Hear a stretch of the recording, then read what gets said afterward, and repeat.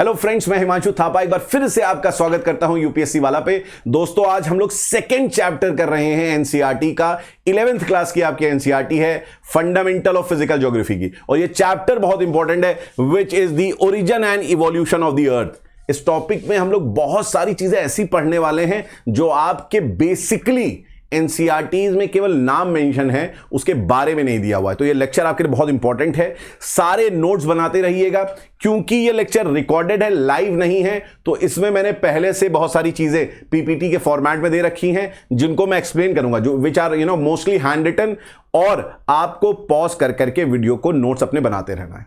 Simple सी चीज बता रहा हूं, ठीक है, which will be very important for your examination, और आपकी अंडरस्टैंडिंग यहीं से ज्योग्राफी की बनना स्टार्ट हो जाएगी। और आप देखेंगे कि थ्योरी कैसे डेवलप होती हैं, कैसे लोग हाइपोथेसिस देते हैं, और फाइनली कोई एक ऐसी थ्योरी आती है जो बात करती है एग्जैक्ट इवोल्यूशन और ओरिजिन ऑफ द अर्थ की। देखो, एग्जैक्ट तो नहीं बोलेंगे, यस हम कह सकते हैं कि आपका एग्जैक्टनेस के बहुत करीब ये चीज आती है, ठीक है। तो यहां पर आज हम लोग जो बात करने वाले हैं, ठीक है, वो हम लोग ओरिजिन ऑफ द अर्थ के बारे में बात करने वाले हैं। तो यहां पर जब हम बात करेंगे ओरिजिन ऑफ द अर्थ की, ठीक है, कि कैसे हमारा अर्थ जो है वो आया, इवॉल्व हुआ, उसकी उत्पत्ति कैसे हुई, ओरिजिन कैसे हुआ, ठीक है, इसको जब हमें समझना है तो there are lot of theories and hypothesis, ठीक है। यहां पर बहुत सारी आपकी थ्योरीज हैं। अच्छा, अब इन थ्योरीज को जो है हम लोग ने क्या करा है, इन थ्योरीज को हम लोग ने दो पार्ट्स में बांट लिया है। First is your older theories, जो पहले दिया गया, ठीक है, मतलब जो आप कह सकते हैं 18th सेंचुरी से चालू हो जाते हैं, इमानुअल कांत से चालू हो जाता है। उन थ्योरीज को हम लोग समझेंगे, जैसे कांत साहब की गैसियस हाइपोथेसिस। एक्चुअली क्या है, यहां पर थ्योरी भी नहीं है, यहां पर हाइपोथेसिस है, because lot of assumptions are used, ठीक है। जब आपके अजम्पशंस वेरीफाइड हो जाते हैं तो वो थ्योरी बनती है, ठीक है। तो यहां पर अगर हम लोग देखेंगे तो ये हमारा क्या है, गैसियस हाइपोथेसिस ऑफ कांत है, ठीक है। उसके बाद हम लोग देखेंगे नेबुलर हाइपोथेसिस ऑफ लाप्लास, जो कि बहुत कुछ आपका कांत से मिलता जुलता है। यू कैन से कि मॉडिफिकेशन है, क्या है, मॉडिफिकेशन है। ये जो दोनों थ्योरी हैं, ये थ्योरी आपकी क्या है, मोनिस्टिक कॉन्सेप्ट्स हैं। ये कैसी थ्योरी है, मोनिस्टिक कॉन्सेप्ट्स है। क्या होते हैं मोनिस्टिक कॉन्सेप्ट्स, आपको समझ में आ जाएगा अभी थोड़ी देर में। थर्ड फिर हमारा क्या है, planetesimals hypothesis of Chamberlin and Moulton. तो दो व्यक्ति थे, चैम्बरलिन और मोल्टन, ये दो आपके जो हैं एक थ्योरी देते हैं, जिसको हम बोलते हैं क्या, प्लैनेटेसिमल्स। प्लैनेटेसिमल्स जो होते हैं वो क्या होते हैं, ठीक है, उनको भी देखेंगे। फिर एक थ्योरी आपकी James Jeans and Harold Jeffrey जो है वो देते हैं, जिसको हम बोलते हैं टाइडल हाइपोथेसिस, ठीक है। क्या बोलते हैं, tidal hypothesis. This is the fourth important theory. उसके बाद हम लोग देखेंगे रसल बाइनरी स्टार हाइपोथेसिस, ठीक है, रसल बाइनरी स्टार हाइपोथेसिस।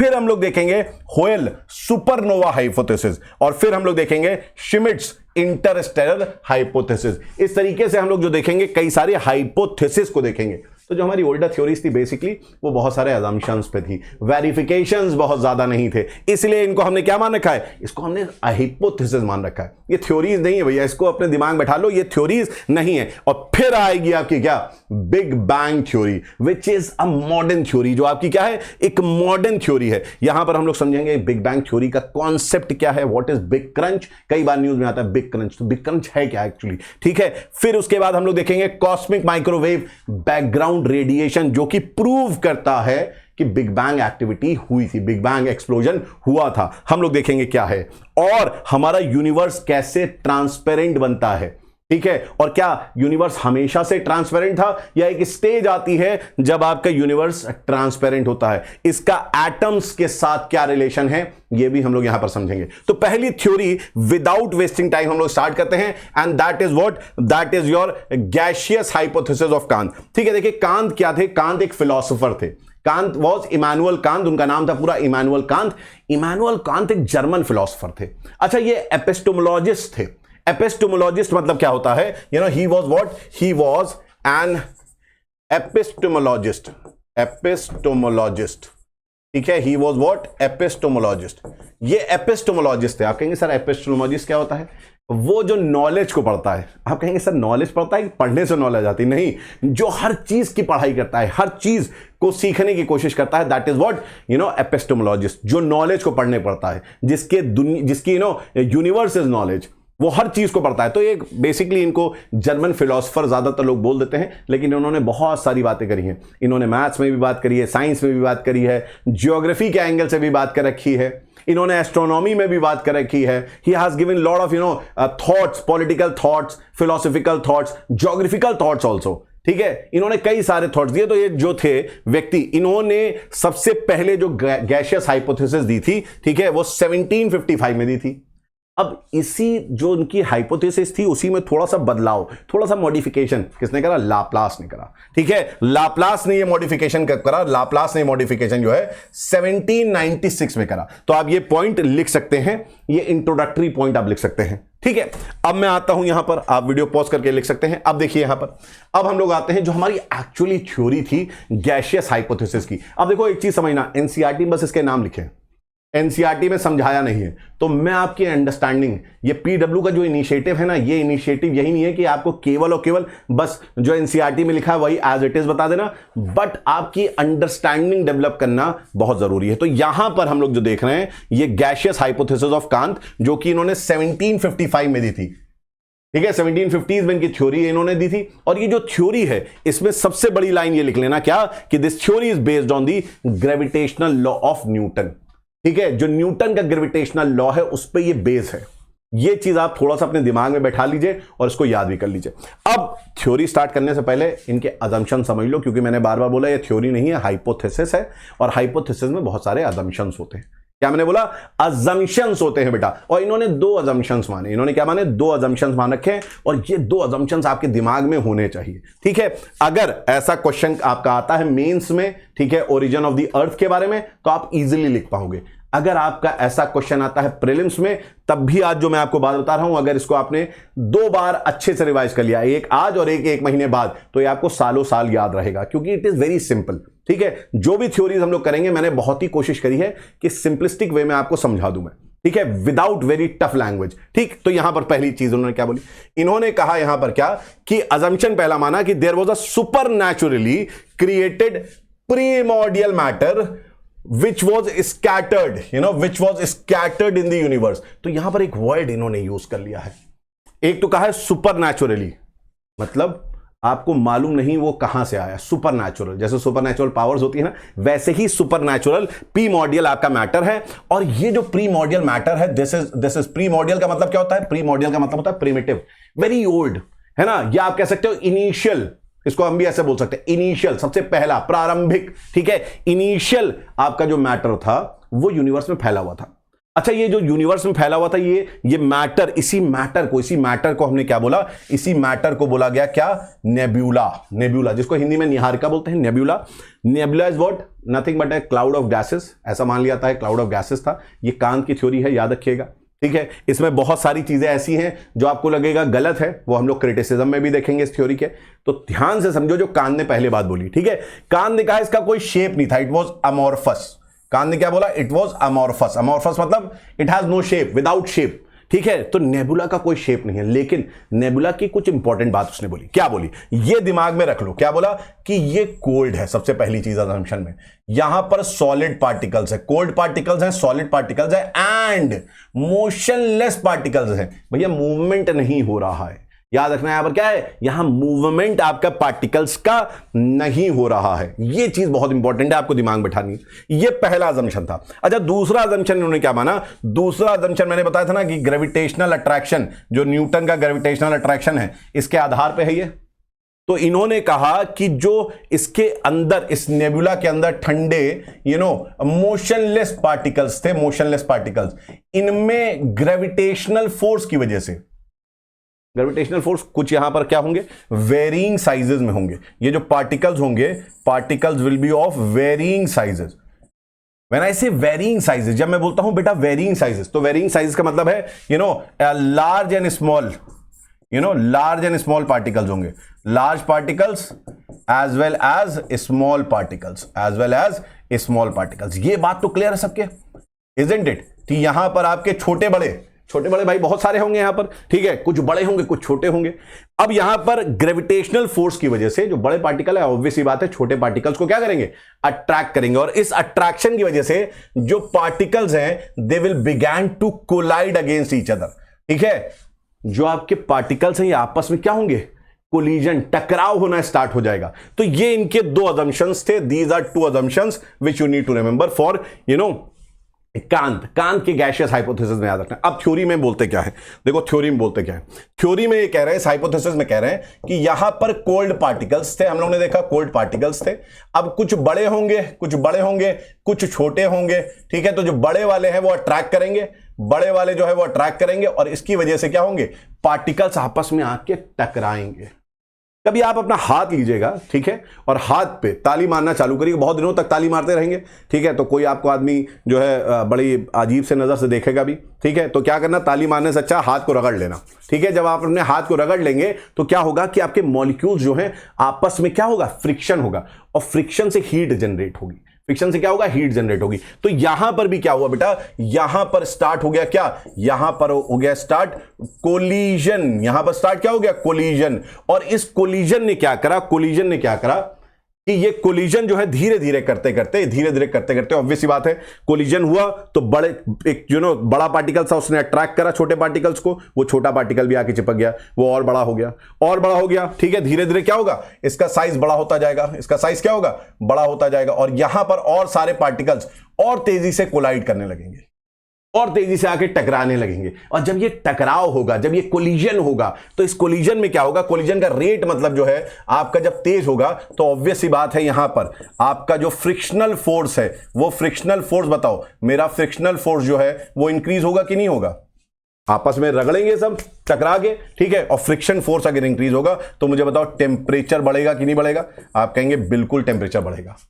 तो यही चीज मैंने लिखी है कि because of gravitational force the particle started to collide, ये कोलाइड करने लगते हैं, ठीक है। कोलिजन ऑफ पार्टिकल्स यहां पर होता है, और इसकी वजह से स्लोली एंड ग्रेजुअली जो इनका रेट है, कोलिजन रेट, वो धीरे धीरे करके बढ़ता है। और जैसे जैसे धीरे धीरे करके इनका कोलिजन रेट बढ़ता है तो आपका फ्रिक्शनल फोर्स इंक्रीज होता है, plus the temperature also increases। तो मैंने बोला है gradually, slowly and gradually the rate of collision increases and thus the temperature due to frictional force also increases।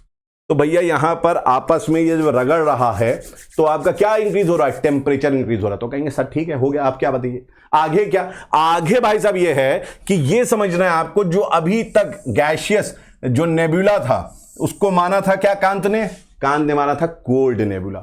फिर कांत ही कहते हैं कि ये जो कोल्ड नेबुला है, अब क्योंकि इसमें फ्रिक्शन बहुत ज्यादा हो रहा है तो ये क्या हो रहा है, ये आपका अब गर्म हो रहा है, हॉट हो रहा है, हॉट नेबुला बन रहा है। और इस हॉट नेबुला में जब ये गर्मी बढ़ेगी तो ऑब्वियस सी बात है, जब आपके पार्टिकल्स गर्म होंगे तो क्या होगा, मूवमेंट स्टार्ट होगा। आप जानते हैं एक तरफ आपका क्या है, एक तरफ आपका सॉलिड आयरन बार है ना, वेट मेजर करते हो जिससे तुम, सॉलिड है, उसी को तुम क्या करो, हीट कर दो, उसी को गर्म कर दो, तुम क्या देखते हो, वो फैलने लगता है, पिघलने लगता है, मेल्ट होने लगता है और फैलने लगता है ना। या आप बहुत सारे ऐसे पदार्थ होते हैं, ऐसे बहुत सारे मटेरियल्स होते हैं जिनको आप अगर गर्म करेंगे, ठीक है, अगर उनको हीट करेंगे तो वो क्या होंगे, वो आपके हीट होके क्या होंगे, फैलेंगे, एक्सपैंड करेंगे। सेम यहां पर भी हुआ यार, ये जो हॉट नेबुला बन गया, ये जो हॉट नेबुला बना, क्या यहां पर एक्सपेंशन होगा कि नहीं होगा, ये एक्सपैंड करने लगेंगे, इनका साइज बढ़ेगा, ये एक्सपैंड करने लगेंगे, मतलब जो हॉट नेबुला है उसका साइज इंक्रीज हो रहा है भाई साहब, बड़ा हो रहा है साइज।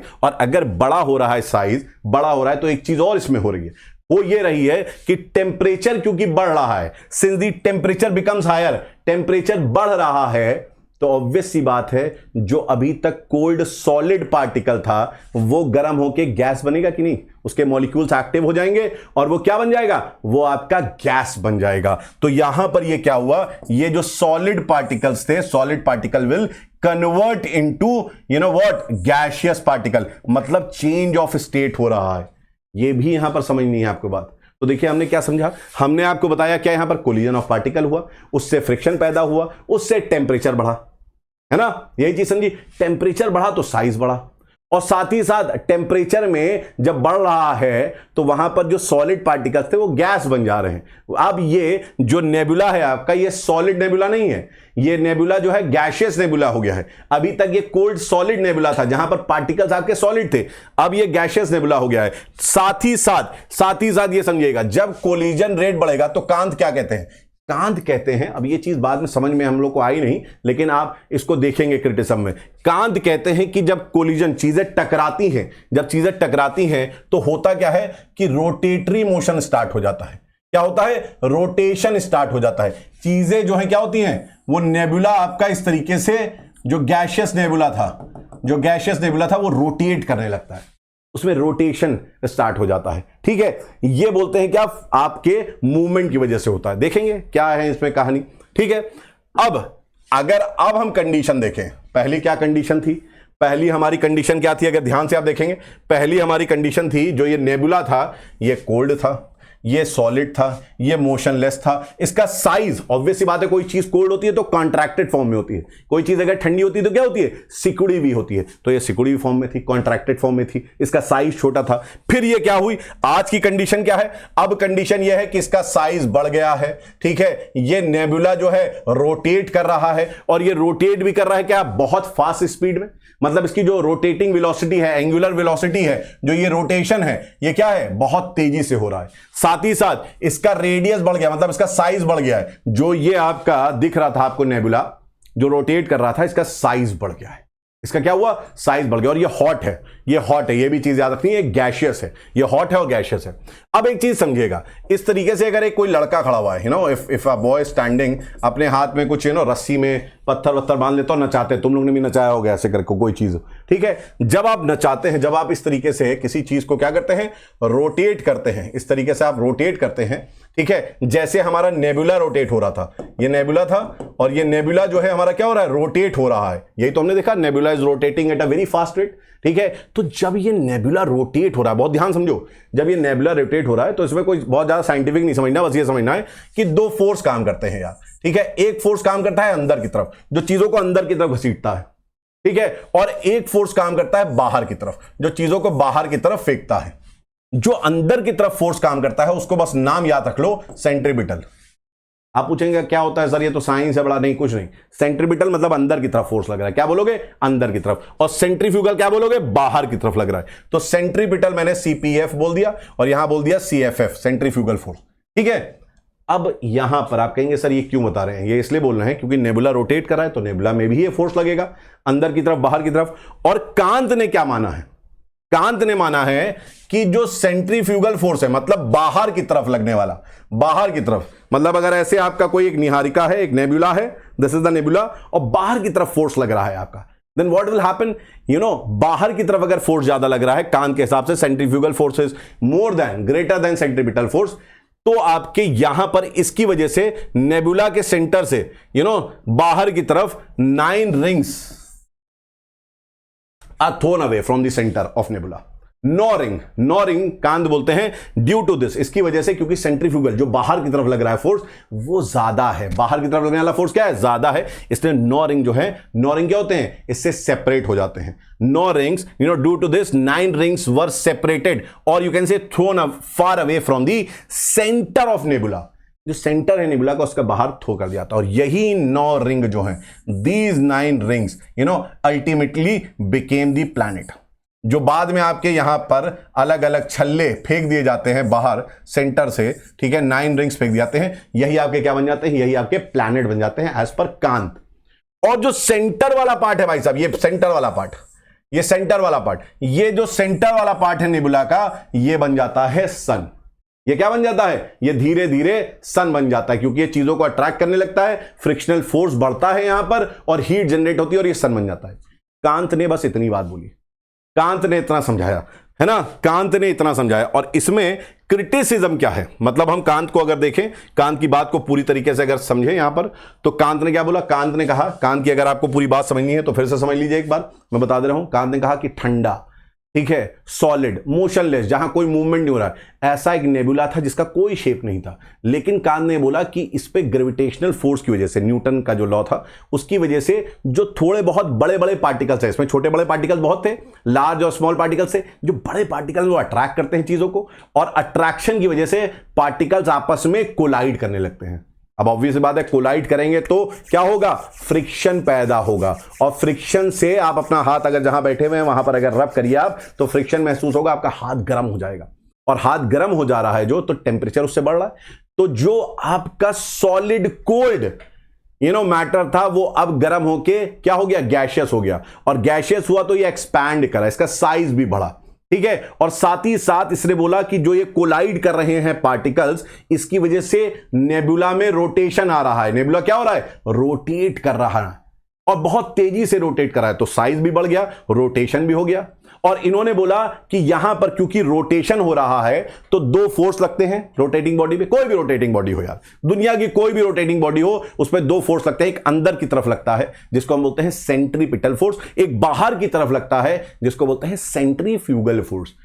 ये कांत कहते हैं यार बाहर की तरफ लगने वाला जो फोर्स है, ठीक है, आउटसाइड सेंट्रीफ्यूगल फोर्स, वो ज्यादा है, और जो अंदर की तरफ लगने वाला है वो कम है। तो ये कहते हैं क्योंकि बाहर की तरफ जो है वो ज्यादा फोर्स लग रहा है, इसकी वजह से 9 रिंग्स जो है नेबुला से निकल जाते हैं, 9 रिंग्स, ठीक है, गैशियस रिंग्स। और यही बाद में ठंडे हो जाते हैं क्योंकि सेंटर के पार्ट से गर्म चीज से दूर चले जाते हैं, ठंडे हो जाते हैं और ये प्लैनेट बन जाते हैं।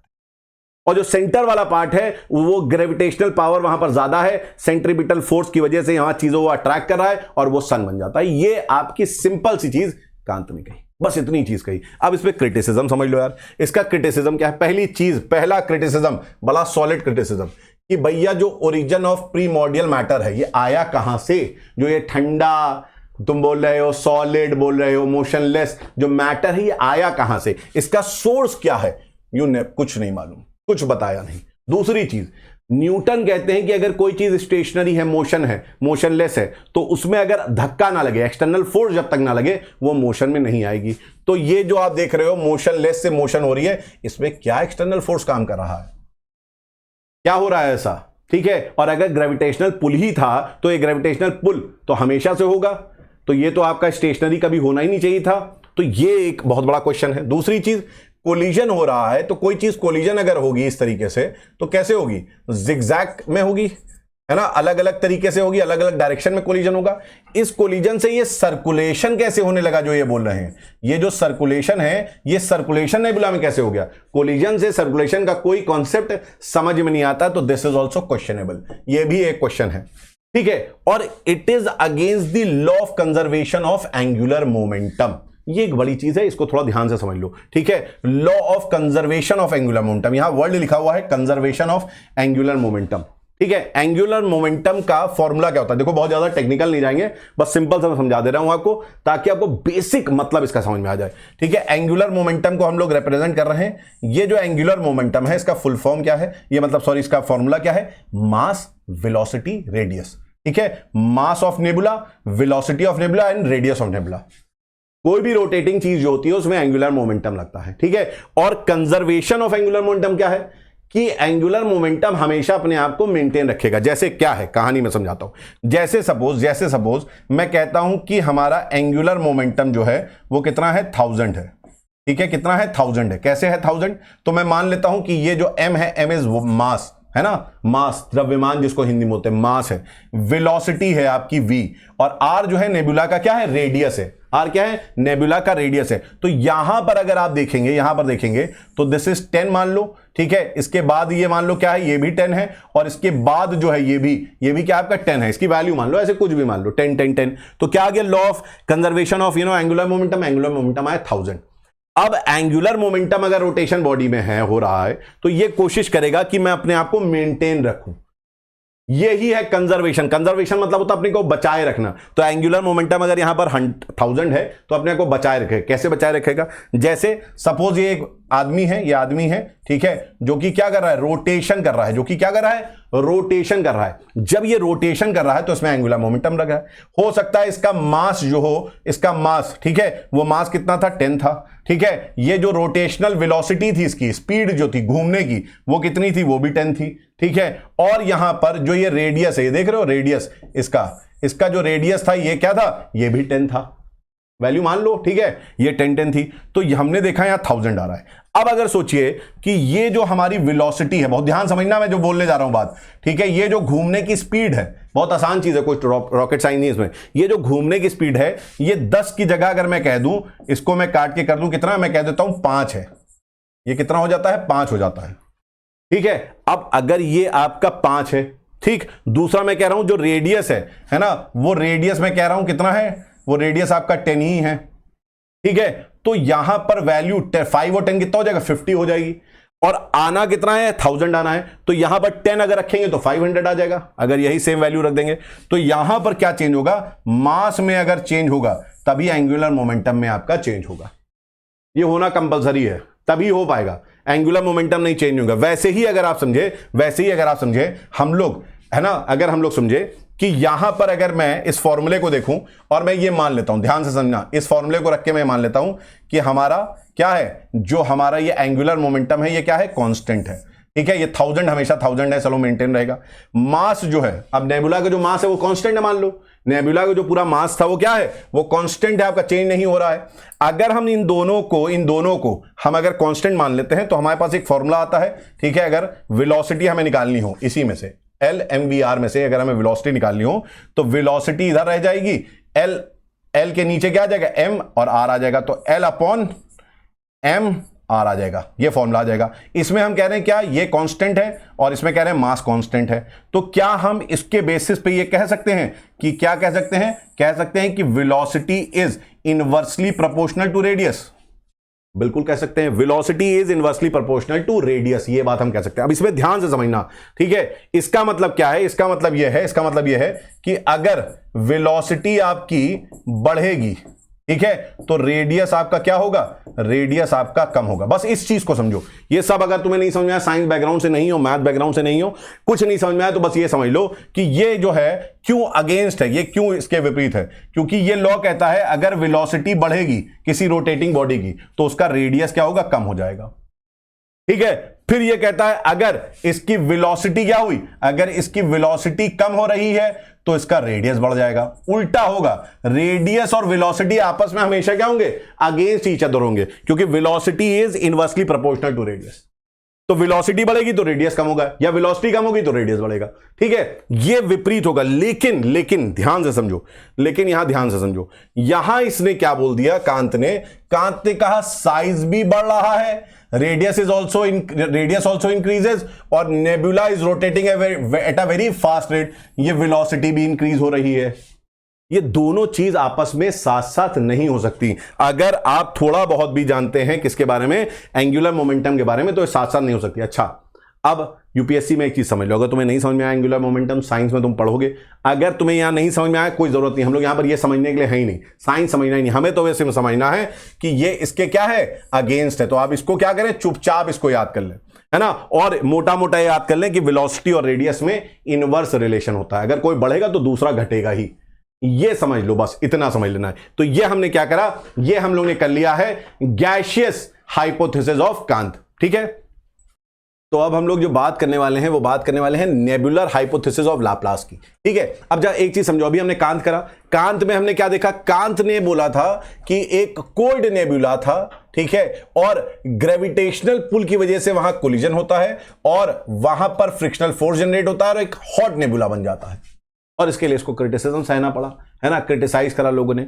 तो लाप्लास ने कहा हटाओ यार ये सब क्रिटिसिज्म, कौन अपना इतना झेले, सीधे कह दो हॉट नेबुला था। तो इसने क्या कह दिया, इसने कहा हॉट नेबुला था, इसने अजम्पशन माना हॉट नेबुला का। दूसरा, यहां पर आपने देखा था कि कांत ने क्या बोला था कि मोशनलेस है, हमने देखा अभी, कांत कहते हैं मोशनलेस है, कांत कहते हैं कोलिजन होता है, और कोलिजन के बाद क्या होता है, इसमें मोशन आता है ना। तो ये भी एक क्रिटिसाइज करा गया था कि ये रोटेशन कैसे आया, ये रोटेशन कोलिजन से कैसे रोटेशन हो गया, इस पे क्रिटिसिज्म था। तो इसने कहा हटाओ यार ये रोटेशन पहले ही मान लो कि एक हॉट नेबुला था जो कि रोटेटरी मोशन में चल रहा था। दूसरी चीज यहां पर समझो कि यहां पर एक और एंगल समझो कि इन्होंने कहा था कि साइज आपका बढ़ रहा है, रेडियस बढ़ रहा है और वेलोसिटी भी बढ़ रही है। तो ये जो था एंगुलर मोमेंटम के अगेंस्ट था, हमने देखा अभी ये एंगुलर मोमेंटम के अगेंस्ट अभी देखा। अच्छा, यहां पर क्या है, लाप्लास क्या बोल रहे हैं, लाप्लास कह रहे हैं नहीं, जो रेडियस है, Laplace said that the radius would decrease, radius आपका डिक्रीज हो रहा है। लेकिन इन्होंने कहा कैसे हो रहा है डिक्रीज, इन्होंने कहा भैया देखो ये जो हीट है ना, हीट अगर पैदा हुई है तो हीट लॉस भी होगी, चीजें एक्सपैंड हो रही हैं, जब फैल रही हैं तो बीच से हीट किधर जाएगी, फैलते हुए कोने की तरफ जाएगी जब एक्सपेंशन होगा। तो यहां पर क्या हो रहा है, एक्सपेंशन हो रहा है तो हीट लॉस हो रही है। आप एक चीज बताओ, एक हीटर को ऐसे समझ लो, हीट लॉस का मतलब समझ लो कि एक्सपेंशन से हीट का मतलब क्या है, लॉस का। एक छोटे से तुम कमरे में रहते हो, छोटा सा कमरा है, से अराउंड 8 बाय 8 का कमरा है, 8 फीट का कमरा है, छोटा सा कमरा है। तुमने एक रूम हीटर लगा दी सर्दी में और तुम्हें बड़ा अच्छा लग रहा है, गर्म हो रहा है, क्योंकि उसको 8 बाय 8 का कमरा जो है वो गर्म करना है, ठीक है। तो तुम्हें बड़ा अच्छा लग रहा है, टेम्परेचर बड़ा अच्छा है, बहुत बढ़िया लग रहा है। वही हीटर तुम जो है 15 बाय 15 के कमरे में ले गए, अब हीट उतनी ही है उसमें, बात ध्यान समझो, उसमें हीट उतनी ही है, लेकिन आपने कमरे का साइज क्या कर दिया, बड़ा कर दिया। तो अब जो है आपको हीट कम लगेगी, मतलब टेम्परेचर क्या होगा, कम हो जाएगा। छोटे से कमरे में टेम्परेचर ज्यादा था, अब आपका कमरा बड़ा हो गया तो आपका टेम्परेचर क्या हुआ, टेम्परेचर डाउन हो गया। हीट लॉस हुई कि नहीं हुई? और बड़े कमरे में चले गए, हॉल में चले गए, ठीक है, जहां बहुत बड़ा है, जहां बैंक्वेट हॉल है, वहां तुमने हीटर लगा दी, जहां हीटर के बगल में बैठे हो बस वहीं गर्मी लग रही है, बाकी दूर चले गए तो पूरा तुम्हें ठंडा लग रहा है, ठीक है। तो कहने का मतलब क्या है, कहने का मतलब यह है कि जैसे जैसे ये एक्सपैंड हुआ था ना, जैसे ये एक्सपैंड हो रहा था तो एक्सपैंड होने पे क्या हुआ, हीट लॉस हुई, और जैसे ही आपकी हीट लॉस हुई ये फिर से कॉन्ट्रैक्ट होने लगा। ये क्या होने लगा, ये फिर से कॉन्ट्रैक्ट होने लगा। तो इस कॉन्ट्रैक्शन की वजह से जब कोई चीज ठंडी होती है तो सिकुड़ती है, और टेम्परेचर डाउन होता है तो सिकुड़ता है। जब कोई चीज सिकुड़ेगी, कॉन्ट्रैक्ट होगी, तो क्या होगा, ऑब्वियस सी बात है, उसका साइज डिक्रीज हो जाएगा। तो इन्होंने कहा इस तरीके से साइज डिक्रीज हो रहा है। तो it was not against angular momentum, conservation of angular momentum के लॉ के अगेंस्ट ये नहीं था। अब यहां पर थ्योरी में इन्होंने क्या बोला, इन्होंने कहा कि एक हॉट नेबुला है, इन्होंने पहले से मान लिया एक हॉट नेबुला है। इन्होंने कहा भाई साहब ये रोटेटिंग है नेबुला, ये रोटेट कर रहा है, और इन्होंने एक चीज और मानी, ये सॉलिड नहीं है, ये क्योंकि हॉट है तो गैशियस है, ये गैशियस था। इन्होंने कहा ये रोटेट कर रहा था, ये रोटेट कर रहा था, हीट था तो एक्सपैंड हुआ, और एक्सपैंड हुआ तो भैया क्या होगा बताओ, एक्सपैंड होगा तो हीट लॉस होगी, एक्सपैंड होगा तो क्या होगा, हीट लॉस होगी, ठीक है। अब एक चीज समझिए आप, हीट हो गया, ठीक है, हीट का फ्लो हो गया, या एयर प्रेशर, एयर का फ्लो हो गया, विंड का फ्लो हो गया, या करंट का फ्लो हो गया, या रिवर का फ्लो हो गया। अगर कहीं पर भी आपको ये फ्लो शब्द नजर आए तो याद रखिएगा हमेशा हाई टू लो होता है। जैसे विंड हाई प्रेशर से लो प्रेशर चलती है, जैसे रिवर हाइट से लो हाइट की तरफ जाती है, तो हाई से लो ही, करंट में भी हाई से लो आपका मूवमेंट होता है। तो याद रखिएगा यहां पर भी अंदर की तरफ ज्यादा गर्म था, बाहर की तरफ कम गर्म था। ऑब्वियस सी बात है, एक्सपैंड हो रहा है तो बाहर की तरफ ज्यादा ठंडा है गर्म होने से, तो हीट आपकी कैसे बह रही है, बाहर की तरफ जा रही है। और इसकी वजह से क्या हो रहा है, इसकी वजह से क्या हो रहा है, पहले अच्छा ये समझो, पहले हीट लॉस हो रही है, समझ लो। हीट लॉस हुआ तो मैंने क्या बताया था, कॉन्ट्रैक्शन हुआ, पहले ये समझ लो।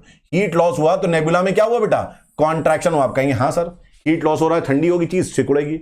अच्छा अब एक चीज बताओ, अभी एंगुलर मोमेंटम में मैंने क्या बोला था कि अगर कोई ऐसे, आपने देखा वो स्केटिंग करती हैं लड़कियां, आइस स्केटिंग करती हैं और अपने हाथ को ऐसे करके रोटेट करती हैं। जब वो अपनी स्पीड बढ़ानी होती है तो रेडियस जो होता है उनका हाथ जो होता है उसको ऐसे ऊपर कर लेती हैं, है ना, या सिकोड़ लेती हैं। तो रेडियस क्या है आपका, ये जो आपका सरकमफरेंस बन रहा था घूमने का, इसको सिकोड़ लेती हैं तो वो बहुत तेजी से सॉल्व करने लगती है, घूमने लगती हैं, है ना। तो यहां पर क्या हो रहा है, यहां पर भी यही हो रहा है कि नेबुला में कॉन्ट्रैक्शन हो रहा है तो साइज आपका क्या हो रहा है बेटा, ध्यान से समझो, साइज आपका डिक्रीज हो रहा है, रेडियस जो है वो आपका क्या हो रहा है, कॉन्ट्रैक्ट हो रहा है। और अगर रेडियस कॉन्ट्रैक्ट होगा तो जो वेलोसिटी है वो तेज हो जाएगी कि नहीं हो जाएगी, तो एंगुलर वेलोसिटी आपकी तेज हो जाएगी।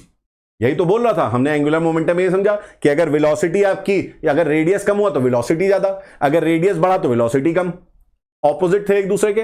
तो यहां रेडियस कम हुआ तो वेलोसिटी बढ़ गई। अच्छा वेलोसिटी जो बढ़ रही है रोटेटिंग स्पीड है, और ये जो रोटेटिंग स्पीड है, ये रोटेटिंग स्पीड बढ़ेगी तो ऑब्वियस सी बात है यहां पर क्या है, रोटेटिंग चीज पे सेंट्रीपिटल या सेंट्रीफ्यूगल फोर्स लगता है, ठीक है। और आपको मालूम है कि कांत की तरह लाप्लास भी ये मान रहे थे कि सेंट्रीफ्यूगल फोर्स, बाहर की तरफ लगने वाला बल जो है वो क्या है, वो बहुत तेज है, ज्यादा है, अधिक है सेंट्रीपिटल से। अच्छा ठीक है, अब इससे क्या होगा सर, इससे हुआ ये कि सेंट्रीफ्यूगल जो बाहर की तरफ लग रहा था उसकी वजह से जो आउटर कूलर पार्ट था, जो बाहर का ठंडा पार्ट था, ठीक है, जो एक्सपैंड होकर ठंडा हो गया था, वो नेबुला से सेपरेट हो जाता है और एक रिंग बन जाता है। जैसे ये पूरा नेबुला था, इसमें बाहर की तरफ क्या हुआ, बाहर की तरफ आपका सेंट्रीफ्यूगल फोर्स ज्यादा लगा, और सेंट्रीफ्यूगल फोर्स ज्यादा लगा तो इस तरीके से आपकी क्या हुई, एक रिंग सेपरेट हो गई सर, एक रिंग सेपरेट हो गई। यहां पर क्या हुआ, the outer cooler part of nebula would separate as a ring,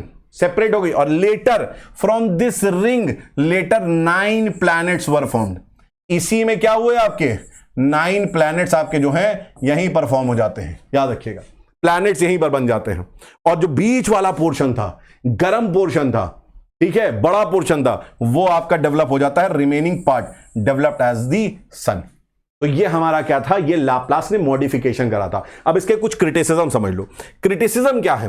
पहली चीज कि origin of nebula, question mark, कहां से भैया नेबुला आया, ये इतना जो है ये नेबुला कहां से आया नहीं मालूम। दूसरी चीज, इसमें हीट कहां से आई सर, सोर्स ऑफ हीट।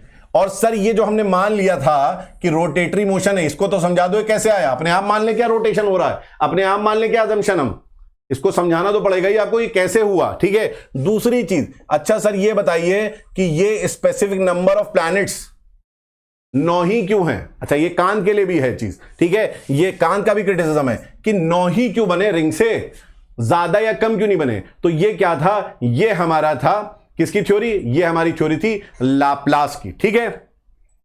तो अब हम लोग जो बात करने वाले हैं नेबुलर के बाद, ठीक है, नेबुलर के बाद करने वाले हैं बात हम लोग प्लैनेटेसिमल हाइपोथेसिस की। अब जो प्लैनेटेसिमल हाइपोथेसिस है ना, ये अपने दिमाग में बैठा लो, किसने दिया है, चेम्बरलिन और मोल्टन, 2 व्यक्ति थे, उन्होंने दिया है, ठीक है। ये अपने हिसाब से, उस समय के हिसाब से थ्योरी एक्सेप्टेबल थी, लेकिन आज के जितनी भी और थ्योरीज है ना, सारी मतलब डिस्कार्डेड है, रिजेक्टेड है, ठीक है। अब यहां पर समझिए इन्होंने क्या बोला था। अच्छा उससे पहले एक चीज और समझ लेते हैं, जो कांत और लाप्लास की थ्योरी थी वो क्या थी, मोनिस्टिक थी, ठीक है, ये मोनिस्टिक थी। अब जो हम लोग थ्योरी बात करने वाले हैं ये बाय पेरेंटल है। ये थ्योरी जो है कैसी है, बाय पेरेंटल है। बाय पेरेंटल का मतलब है यहां पर 2 स्टार अब रोल प्ले में आ जाएंगे, ठीक है, यहां पर 2 स्टार जो है उनका रोल होगा। अब इसमें देखो पहला स्टेप क्या है, इस थ्योरी में पहला स्टेप क्या है, बहुत ध्यान से समझिएगा, इस चीज को समझना बहुत जरूरी है। यहां पर है आपका प्रोटोसन। अब आप कहेंगे सर ये प्रोटोसन क्या होता है? प्रोटोसन जो है ये अंडर डेवलपिंग या अंडर डेवलप्ड सन होता है। ये आप कह सकते हैं सन जब फॉर्म हुआ है तो बहुत इनिशियल फेज में आपका जो सन रहता है उसको हम बोलते हैं प्रोटो। प्रोटो मतलब होता है बस होने वाला है डेवलप। प्रोटो का मतलब क्या होता है, होने वाला। जैसे आप लोग देखते होंगे, आप लोगों ने हिस्ट्री पढ़ी होगी और उसमें पढ़ा होगा प्रोटो हिस्टोरिक पीरियड, और उसमें आप पढ़ते हैं क्या, आप पढ़ते हैं Harappa and Indus Valley civilisation को पढ़ते हैं, आप वहां पर वैदिक सिविलाइजेशन को पढ़ते हैं प्रोटो हिस्टोरिकल में। क्यों? क्योंकि हिस्ट्री के लिए जो जरूरत है वो जरूरत है लिटरेरी सोर्सेस की, हिस्ट्री के लिए जरूरत है आर्कियोलॉजिकल सोर्सेस की। अगर आप देखेंगे हड़प्पा को तो वहां पर लिटरेरी सोर्सेज हैं लेकिन उनको आप डिपिक्ट नहीं कर पाए। और दूसरी तरफ अगर आप वैदिक सिविलाइजेशन को देखेंगे तो वैदिक सिविलाइजेशन में क्या है, वहां पर लोग मंत्र का तो उच्चार कर रहे हैं, मंत्र को तो प्रोनाउंस कर रहे हैं, लेकिन उनके पास स्क्रिप्ट नहीं है। तो हिस्टोरिकल पीरियड हमारी कहां से आती है, हिस्टोरिकल पीरियड आता है Iron Age, advance Iron Age से, महाजनपद से, ठीक है ना। तो प्रोटो मतलब क्या होता है, जहां जो बस अब खत्म होके नॉर्मल चीज आपकी स्टार्ट होने वाली है। तो प्रोटो सन का मतलब है कि बस ये उस स्टेज में है जहां ये फुल फ्लेज्ड आपका क्या बन जाएगा, सन बन जाएगा। तो ये प्रोटो सन था। ये प्रोटो सन जो है इसको बोला चेम्बरलिन और मोल्टन ने, क्या इन्होंने कहा, ये स्टेशनरी है, अपनी जगह पे है, ये कोल्ड है, ये ठंडा है, ये सॉलिड पार्टिकल से बना हुआ है, ठीक है भैया, ये बात समझ में आती है। अब इन्होंने यहां पर एक कॉन्सेप्ट लेके आया किसका, इंट्रूडिंग स्टार का। अच्छा इंट्रूडिंग मतलब होता है जो क्या करे, जो घुसपैठ कर दे बेसिकली, है ना, कहीं भी चला जाए। तो एक इंट्रूडिंग स्टार है, और ये जो इंट्रूडिंग स्टार है ये कहीं पर भी मूव कर रहा है रैंडमली, इसका कोई फिक्स पाथ नहीं है, कहीं भी किधर भी चला जा रहा है। और ये इंट्रूडिंग स्टार जो है ये अपने प्रोटो सन के पास से निकलता है। जब ये प्रोटो सन के पास से निकलता है तो ऑब्वियस सी बात है इसमें ग्रेविटेशनल पुल होगा। ये जो आपका इंट्रूडिंग स्टार है इसके अंदर ग्रेविटेशनल पुल होगा, इसका मास होगा, ग्रेविटी ये ग्रेविटी से पुल करेगा चीजों को। तो ग्रेविटेशन की वजह से ये क्या करता है कि ये इस तरीके से आप देखेंगे तो यहां पर जो हमारा प्रोटो सन है उससे चीजों को क्या करता है, घसीट लेता है, ठीक है, खींच लेता है। और इस कारण क्या होता है, इस कारण यहां पर आपके छोटे बड़े अलग अलग साइजेस के क्या है, बहुत सारे आपके डस्ट पार्टिकल्स आपके निकाल आते हैं। डस्ट पार्टिकल्स क्यों बोल रहा हूं, क्योंकि हमारा प्रोटोसन कोल्ड है, हमारा प्रोटोसन क्या है, कोल्ड है, ठीक है। और यहां पर आप देखेंगे ये जो डस्ट पार्टिकल्स हैं जिसमें आपके अनकाउंटेबल पार्टिकल्स हैं, मतलब इतने पार्टिकल्स हैं कि आप उसको गिन ही नहीं सकते हैं, ठीक है। उन्हीं को हम बोलते हैं क्या, इसी को हम बोलते हैं प्लैनेटेसिमल, इसी को हम बोलते हैं क्या, प्लैनेटेसिमल। अब एक चीज ध्यान से समझिएगा, इसमें बहुत ध्यान समझिएगा, और क्योंकि ये रिकॉर्डेड लेक्चर है तो आई होप आप सारे चीजों को, जो जो मैंने चीजें लिखी बता रहा हूं उसको नोट कर रहे होंगे। ये जो है आपके अनकाउंटेबल है, पहली चीज तो। और दूसरी बड़ी चीज क्या है, ये वेरिंग साइजेस के हैं। अच्छा, मैं कभी बोलता हूं वेरिंग साइजेस, तो वेरिंग साइजेस का मतलब क्या है, कुछ बड़े हैं कुछ छोटे हैं, कुछ आपके क्या हैं, बड़े हैं और कुछ आपके छोटे हैं। तो अब थर्ड स्टेप में देखो क्या हो रहा है। थर्ड स्टेप में हम देखते हैं अगर यहां पर, तो ये हमारा प्रोटोसन है ना। अब यहां पर क्या हुआ देखो, तुम ध्यान से समझो, ये इंट्रूडिंग स्टार आया और ये इंट्रूडिंग स्टार गया। ये इंट्रूडिंग स्टार जो है ये यहां से दूर जा रहा है, सन से दूर चला जाता है। लेकिन ये जो प्लैनेटेसिमल थे, ये प्लैनेटेसिमल जो हैं ये रिवॉल्व करने लगते हैं किसके अराउंड, सन के अराउंड रिवॉल्व करने लगते हैं, ये सूर्य के अराउंड रिवॉल्व करते हैं। अब मैंने आपको बताया था यहां वेरिंग पार्टिकल्स, वेरिंग साइज के पार्टिकल्स हैं, मतलब आपके यहां पर लार्ज पार्टिकल्स भी हैं और आपके यहां पर छोटे पार्टिकल्स भी हैं। लार्ज पार्टिकल्स बेटा जो है, ध्यान समझो, लार्ज पार्टिकल्स का ग्रेविटेशनल पुल ज्यादा होगा, तो लार्ज पार्टिकल्स जो हैं वो आसपास के जो छोटे पार्टिकल्स होंगे उनको अपने पास क्या करेंगे, अट्रैक्ट करना चालू कर देंगे। अट्रैक्ट जब करेंगे तो ये जो आपके पार्टिकल्स हैं इनका साइज क्या होता जाएगा, बड़ा होता जाएगा अट्रैक्शन की वजह से। And this is known as what, accretion. Accretion मतलब होता है कलेक्शन, है ना, डिपोजिशन, चीजें जाके जहां पर अक्रीट हो जाए, एक साथ हो जाए, इकट्ठा हो जाए, तो एक्रीशन यहां पर स्टार्ट हो जाता है ना। एक्रीशन किसके अराउंड होता है, accretion around the larger particles started. ठीक है, जो भाई बड़ा पार्टिकल है उसके चारों तरफ क्या हो रहा है, उसके चारों तरफ जो है छोटे छोटे पार्टिकल्स आके चिपक जा रहे हैं। ठीक, और अल्टीमेटली ध्यान समझना, अल्टीमेटली यही आपका प्लैनेट बने, अल्टीमेटली यही आपका क्या बनने वाला है, यही आपका प्लैनेट बनने वाला है। ठीक है, अब यहां पर एक चीज और समझिएगा ये कि जो ये प्लैनेटेसिमल है ये प्रोटोसन के अराउंड रिवॉल्व कर रहा था। ठीक है, और बाद में यही प्रोटोसन जो है धीरे धीरे समय के साथ क्या बन जाएगा, मैंने अभी आपको बताया, सन बन जाएगा। तो सन के अराउंड यही प्लैनेट जो है वो आपके रिवॉल्व करते रहेंगे। तो ये किसकी थ्योरी है, ये थ्योरी है आपके चैम्बरलिन और मोल्टन की थ्योरी है। ठीक है, अब इसमें इसके क्रिटिसिज्म समझो, इसके क्रिटिसिज्म क्या है ना, कुछ इसकी कमियां भी तो समझ लो, लिमिटेशन समझना भी जरूरी है। लिमिटेशंस बेटा ये हैं कि ये पहली चीज कि जो इंट्रूडिंग स्टार है, ठीक है, the cause of intruding star coming closer to only protosun. भैया ऐसा क्यों कि इंट्रूडिंग स्टार को ऐसा क्या है ना आन पड़ा था कि वो जो हमारे प्रोटोसन से ही निकल रहा है, पास निकल रहा है, और कहीं क्यों नहीं जा रहा है, इसके पीछे क्या कारण है, इसके कॉजेस क्या हैं। ठीक है, इसके बारे में कोई भी आंसर नहीं मिला, है ना। दूसरी चीज कि भैया यहां पर केवल और केवल वही क्वेश्चन बार बार कि 9 प्लैनेट क्यों, है ना, क्यों 9 प्लैनेट्स, इसका कोई आंसर नहीं है। दूसरी चीज, sun has a smaller angular momentum, ठीक है, देन दैट ऑफ प्लैनेट्स। तो सन का है जो एंगुलर मोमेंटम है, एक चीज बताओ, एंगुलर मोमेंटम में क्या हमने ये नहीं देखा था कि एंगुलर मोमेंटम का फॉर्मूला क्या था, एंगुलर मोमेंटम का फॉर्मूला था मास, ठीक है, इनटू वेलोसिटी इनटू रेडियस। तो सन का मास ज्यादा है, सन का मास ज्यादा है तो सन का एंगुलर मोमेंटम ज्यादा होना चाहिए, लेकिन प्लैनेट का एंगुलर मोमेंटम ज्यादा है, ऐसा क्यों। ठीक है, इसका भी कोई आंसर नहीं है, इसका भी कोई आंसर नहीं, क्योंकि large mass should have larger angular momentum. तो सन का ज्यादा होना चाहिए, सन ज्यादा तेजी से घूमना चाहिए, लेकिन सन उतनी तेज से नहीं घूम रहा, उसकी एंगुलर वेलोसिटी उतनी तेज नहीं है। ठीक है, दूसरी चीज, why planets are arrange in a perfect manner. ठीक है, जो प्लैनेट्स आपके हैं वो प्लैनेट्स परफेक्ट मैनर में कैसे अरेंज हो गए, जैसे आपको दिख रहे हैं, है ना, जैसे आपको दिख रहे हैं वो परफेक्ट मैनर में कैसे अरेंज होते हैं। जो आप यहां पर देख रहे हैं ये कैसे इस तरीके से परफेक्ट मैनर में अरेंज हो रहे हैं और रिवॉल्व कर रहे हैं, इसको भी ये चीज नहीं समझाती है। तो ये था किसके बारे में, ये था आपका चैम्बरलिन और मोल्ट के बारे में। ठीक है, अब आती है यहां पर क्या, टाइडल हाइपोथेसिस। ठीक है, टाइडल हाइपोथेसिस आती है of James Jeans and Harold Jeffrey. अब एक चीज बताऊं, मैं आपको एक चीज बता दे रहा हूं टाइड के बारे में। ठीक है, ये चीज थोड़ा सा समझ लीजिएगा क्या कि टाइड में होता क्या है। देखिए, 2 किस्म की टाइड है, या तो आपकी आएगी हाई टाइड, ठीक है, हाई टाइड आएगी, ठीक है, या आपकी आएगी क्या, लो टाइड आएगी, या एब जिसको बोलते हैं, ज्वार भाटा, है ना, एब। तो एक समय बहुत ज्यादा हाइट होगी, एक समय क्या होगा, उसकी हाइट बहुत कम हो जाएगी। तो आप देखेंगे अगर टाइड को आप फॉलो करते हैं ध्यान से, मैं समझाना क्या चाह रहा हूं, तो टाइड में ऐसे करके आपका इंक्रीज होता है, ठीक है, और फिर एक समय आता है टाइड आपकी क्या होती है, टाइड आपकी डिक्रीज भी हो जाती है। ठीक है ना, तो ये क्या है कि पहले कम था, पहले क्या था, कम था, और फिर आपका क्या हुआ, ज्यादा हो गया, और फिर आपका क्या हो गया, कम हो गया टाइड। हम लोग टाइड में देखते हैं।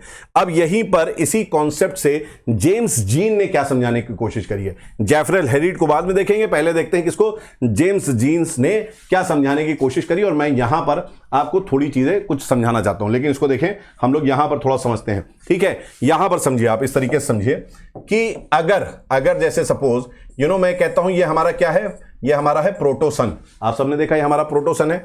और इस तरीके से अगर मैं देखूं, इस तरीके से, ठीक है, इस तरीके से अगर मैं देखूं तो यहां पर हमारा क्या है, this is your intruding star. ये हमारा क्या है, इंट्रूडिंग स्टार है, ठीक है, जो कि सन के पास आ रहा है, प्रोटोसन के पास आ रहा है। ये भी हमारा इंट्रूडिंग स्टार है, इसकी पोजीशन ये है, this is also intruding star. इस तरीके से इंट्रूडिंग स्टार जो है अपनी जर्नी कर रहा है और हमारे प्रोटोसन के पास से निकल रहा है। किसके पास से, प्रोटोसन के पास से निकल रहा है। तो ये पोजीशनिंग 1 है, ये पोजीशनिंग 2 है, ये पोजीशनिंग 3 है, ये पोजीशनिंग 4 है, ये 5 है, 6 है, और ये अपनी जर्नी करते करते आगे चला जाएगा। लेकिन क्या ये मैं बोलूं कि इसका अगर ये यहां पर है तो कुछ एक ग्रेविटेशनल पुल होगा? बिल्कुल होगा। यहां पर क्या आप बोल सकते हैं ग्रेविटेशनल पुल होगा? बिल्कुल होगा। यहां पर भी ये ग्रेविटी पुल करेगा, ठीक है। यहां पर तो बहुत ज्यादा करेगा जब पास होगा, यहां पर भी बहुत ज्यादा करेगा जब पास होगा, यहां फिर से कम होगा और यहां से यहां पर फिर से कम होगा। तो इस तरीके से अगर आप देखेंगे, इस तरीके से देखेंगे तो हमारा जब इंट्रूडिंग स्टार है वो अलग अलग पोजीशन में अलग अलग ग्रेविटेशनल पुल रखेगा। अगर आपसे कोई पूछता है कि ग्रेविटेशनल पुल सबसे ज्यादा कहां पर होगा, तो सबसे पास जहां पर यह है वहीं पर होगा। तो आप कह सकते हैं इन दो पोजीशन में ये बहुत पास है, तो इन दो पोजीशन में क्या होंगे, बहुत ज्यादा ग्रेविटी पुल होगा। यहां पर आपका जो ग्रेविटी पुल होगा ये क्या होगा, it will be very high, ठीक है। और अब यहां पर हमें क्या समझना है, जो जेम्स जी ने कहा इसका जो प्रोटोसन है, इसका प्रोटोसन चैम्बरलिन और मोल्टन से अलग है, क्योंकि इसका प्रोटोसन जो है, इसका प्रोटोसन आपका बहुत गर्म है पहली चीज तो, और क्योंकि ये गर्म है तो it is what, it is gaseous in nature, ठीक है, it is gaseous in nature. तो यही चीज आइए देखते हैं यहां पर क्या समझा रखा है इन्होंने कहा है कि ये बहुत जो प्रोटोसन आपका है, ये प्रोटोसन जो आपका है ये बहुत ही ज्यादा आपका गर्म है, ठीक है। लेकिन जब यहां पर आपका ये पोजीशनिंग 1 है किसकी, इंट्रूडिंग स्टार की, तो इसने क्या करा, इसने यहां पर इस तरीके से आपका क्या करा, एक सन से फिलामेंट अट्रैक्ट कर लिया था जब इस पोजीशन में था, तो ये प्रोटोसन से इधर आ गया। उसके बाद ये यहां पोजीशनिंग चेंज हुई, और पोजीशनिंग चेंज हुई तो यहां पर भी इसने आपका क्या करा, फिलामेंट को अट्रैक्ट करा। लेकिन आप समझिए यहां पर ग्रेविटेशनल पुल ज्यादा हो रहा है क्योंकि इसका डिस्टेंस अब पास आ रहा है, तो यहां पर ज्यादा बड़ा फिलामेंट है। उसके बाद यहां पर बहुत ज्यादा डिस्टेंस पास आ गई, तो इसलिए आप देख रहे हैं कि इसने जो प्रोटो सन से फिलामेंट लिया वो काफी बड़ा ले लिया, फिलामेंट घसीट लिया, अट्रैक्ट कर लिया। और इसी तरीके से बाद में जैसे जैसे अब डिस्टेंस दूर जा रही है वैसे वैसे ये क्या हो रहा है, ये साइज आपके डिक्रीज हो रहे हैं, ये साइज क्या हो रहा है, डिक्रीज हो रहा है। तो क्या हम देख रहे हैं यहां पर एक टाइड की तरह कि पहले आपका कम है, फिर बढ़ रहा है, और फिर आपका इस तरीके से कम हो जा रहा है। और अगर आप इसको देखेंगे, कायदे से उसको देखेंगे, ठीक है, अगर इसको कायदे से आप जोड़ेंगे यहां पर, ठीक है, तो ये एक सिगार शेप्ड मटेरियल की तरह इजेक्ट होगा प्रोटोसन से इंट्रूडिंग स्टार की वजह से। ये वाले जो सन चले ना, इसने घसीट लिया सन से, क्या करा, इसने सन से घसीट ली चीजों को, ठीक है। लेकिन अब जितना पास होगा उतना ज्यादा फिलामेंट घसीटेगा, इजेक्ट करेगा मटेरियल को, है ना। तो जब यहां पास था तो ज्यादा इसने प्रोटोसन से ले लिया, लेकिन जब दूर था या दूर गया तो उसने उतना ज्यादा अट्रैक्ट नहीं कर पाया, क्योंकि ग्रेविटेशनल फोर्स जो है वो क्या होता है, डिस्टेंस पे डिपेंड करता है। जितना पास आएंगे उतना ज्यादा ग्रेविटेशनल पुल उसका ज्यादा होगा, ठीक है। तो यहां पर क्या है, यहां पर हम देखते हैं कि इस तरीके से सिगार शेप्ड मटेरियल आपका इजेक्ट हो जाता है, ठीक है। और ये क्या कहलाता है, this is known as what, filament, जो कि प्रोटोसन से आया है ना। It got separated from what, protosun से। अब यहां पर जो है जब ये आपका सेपरेट हो गया, इंट्रूडिंग स्टार चला गया, ये यहां पर जो आपके देखे आपने चीजें वो क्या हुई, वो आपके सेपरेट हो गई, अब क्या हुआ यहां पर, अब क्या हुआ, this started to cool down. ये जो है क्या है, ये आपका ठंडा होने लगा, है ना, ये ठंडा होने लगा। और ठंडा होने के बाद क्या हुआ, ठंडा होने के बाद इसमें कॉन्ट्रैक्शन आना चालू हो गया, इसमें कॉन्ट्रैक्शन आया। कॉन्ट्रैक्शन के बाद क्या हुआ, ठंडा हुआ, कॉन्ट्रैक्ट करा, कॉन्ट्रैक्ट करके कंडेंस हुआ। कंडेंस मतलब क्या होता है, गैस जो है, जब मैं यहां बोल रहा हूं कंडेंस, तो कंडेंस का मतलब क्या है, गैस जो है अब वो क्या हो रहा है, वो लिक्विड बना होगा, और लिक्विड से वो क्या बन रहा होगा, अब सॉलिड बन रहा होगा, तो इसको बोलते हैं कंडेंसेशन। तो यहां पर क्या हो रहा है, बेसिकली यहां पर आप कह सकते हैं कि सर यहां पर तो सॉलिडिफिकेशन हो जाएगा, कोई चीज ठंडी होगी सिकुड़ेगी, और सिकुड़ने के बाद गैस क्या है, लिक्विड बनेगा और फिर सॉलिड बन जाएगा। तो यहां पर ये जो फिलामेंट थे, जो गैशियस फिलामेंट थे, ये गैशियस फिलामेंट क्या हो रहे हैं, सॉलिडिफाई हो रहे हैं, सॉलिडिफिकेशन यहां पर हो रहा है, ठीक है। और इस सॉलिडिफिकेशन से क्या बन रहे हैं, इस सॉलिडिफिकेशन से बाद में जाके बने प्लैनेट्स। यही सॉलिड होके क्या बन गए, यही सॉलिड होके आपके प्लैनेट बन गए। अच्छा, एक चीज ये समझ लीजिएगा, अब ये प्लैनेट जो है, ये प्लैनेट्स किसके रिवॉल्व कर रहे हैं, जो प्रोटोसन है, प्रोटोसन के चारों ओर ये रिवॉल्व करते हैं। These planets will revolve around the sun. And जब ये सन के पास क्या होगा, रिवॉल्व कर रहा होगा, है ना, जब ये सन के पास रिवॉल्व कर रहा होगा, ये जब हो सकता है आपका फिलामेंट स्टेज में भी हो, जब ये रिवॉल्व कर रहा होगा, तो ऑब्वियस सी बात है इस पे भी ग्रेविटेशनल पुल होगा, ठीक है। जब इसमें ग्रेविटेशनल पुल होगा तो क्या होगा, इनमें छोटे छोटे इससे सैटेलाइट निकल आएंगे, प्लैनेट से भी क्या होंगे, मटेरियल इजेक्ट होंगे। तो मैंने यही लिखा हुआ है क्या, material would be ejected out of the planet भाई, क्योंकि ऑब्वियस सी बात है, आप सन का चक्कर लगा रहे हो तो सन का भी ग्रेविटेशनल फोर्स आपको एक्सपीरियंस करना पड़ेगा, और जब सन का एक्सपीरियंस करेंगे प्लैनेट्स, तो प्लैनेट से भी मटेरियल इजेक्ट होंगे, और जो ये मटेरियल इजेक्ट होंगे, eventually this material will become what, satellite. Eventually यही सैटेलाइट बन जाएंगे। अब एक चीज समझिएगा, ये सही आपकी थ्योरीज जो हैं, ये हाइपोथेसिस थी और अपने हिसाब से लोगों ने समझाने की कोशिश करी है, ठीक है। बिग बैंग इसको जो है अच्छी तरीके से समझाता है, ये अपना अपना सबका क्या था, प्रयास था, अटेम्प्ट था, ठीक है, कि चीजें कैसे इवॉल्व हुई होंगी। तो ये थे कौन हमारे, ये थे हमारे जेम्स जीन। अब जेफरी जो है, जेफरी ने इसी में मॉडिफिकेशन करा, ठीक है। जेफरी ने क्या बोला, जेफरी ने दिया tri hybrid modification theory. Jeffrey ने कहा नहीं, केवल इंट्रूडिंग स्टार नहीं था, कुछ और भी था जिसकी वजह से आपके प्लैनेट बने। उन्होंने कहा एक प्रोटोसन था, क्या था, एक प्रोटोसन था, इस तरीके से एक प्रोटोसन था। प्रोटोसन के बाद अच्छा एक चीज और समझ लो, मैं बार बार बोल रहा हूं कि इसको आपको नोट्स बनाना है, क्योंकि ये आपकी एनसीईआरटी में केवल हेडिंग के नाम पे है, आपको इसके नोट्स बनाने हैं और रिकॉर्ड करके पॉज करके पूरे नोट्स बनाइए आराम से, ठीक है।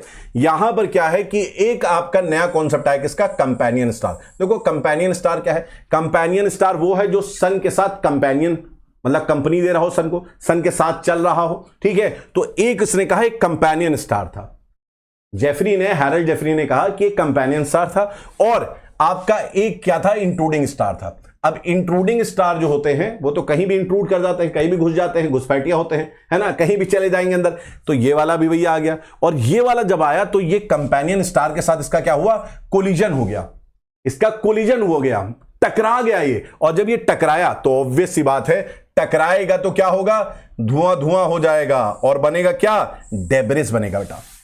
क्या बनेगा, डेब्रिस बनेगा, है ना। तो यहां पर मलबा, डेब्रिस, ये डेब्रिस जो है आपका जनरेट हो गया। अब एक चीज समझिएगा, ये जो डेब्रिस था, ये भी कैसे थे, इनमें भी डिफरेंट साइज ऑफ पार्टिकल्स थे, अलग अलग पार्टिकल्स, बड़े छोटे। और ऑब्वियस सी बात है, जो लार्जर पार्टिकल्स होंगे, लार्जर पार्टिकल्स क्या करेंगे, अट्रैक्ट करेंगे किनको, स्मॉलर पार्टिकल्स को। यही डेब्री जो थी, ठीक है, यही डेब्री में लार्जर पार्टिकल्स जो थे वो क्या करने लगे, अट्रैक्ट करने लगे स्मॉलर पार्टिकल्स को, और यही एक्रीशन का प्रोसेस स्टार्ट हो गया। किसका, एक्रीशन मतलब होता है चीजें बड़े पार्टिकल्स के पास आके चिपक रही हैं सारी, है ना, इकट्ठा हो रही है ग्रेविटेशनल पुल की वजह से, और इसी एक्रीशन से जो लार्जर पार्टिकल्स के अराउंड हो रहे हैं एक्रीशन चारों तरफ, उसी से अल्टीमेटली आपका क्या बन जा रहा है, प्लैनेट बन जा रहा है। और दूसरी समझने वाली बात चीज ये है कि ये जो डेब्री है ये रिवॉल्व कर रहा है किसके अराउंड, ये प्रोटोसन के अराउंड रिवॉल्व कर रहा है, और यही प्रोटोसन बाद में क्या बन जाएगा, यही प्रोटोसन बाद में आपका सन बन जाएगा, यही प्रोटोसन आपका क्या बन जाएगा, सन बन जाएगा। तो this is very important, you need to understand this fact, ठीक है। I hope I am pretty clear on this, आपकी एक चीज समझ में आ गई होगी। अब यहां पर जो है हम लोग नई थ्योरी एक देखते हैं। ये नई थ्योरी जो है ये किसकी है थ्योरी, ये भी ओल्ड थ्योरी है लेकिन नए आदमी ने दी है, रसल। और रसल ने कॉन्सेप्ट यहां लेके आया, रसल क्या, बाइनरी स्टार का कॉन्सेप्ट। इनकी थ्योरी का नाम है रसल बाइनरी स्टार। अब बाइनरी स्टार हाइपोथेसिस क्या है ये भी थोड़ा समझ लो। तो इन्होंने क्या कहा, इन्होंने कहा ठीक है, यहां पर क्या है, यहां पर आपका है प्रोटोसन, यू हैव व्हाट, प्रोटोसन, ठीक है। यहां पर आपका क्या है, कंपेनियन स्टार आपका है, क्या है, कंपेनियन स्टार आपका है, ठीक है भाई, कंपेनियन स्टार है। और यहां पर you have what, intruding star, intruding star.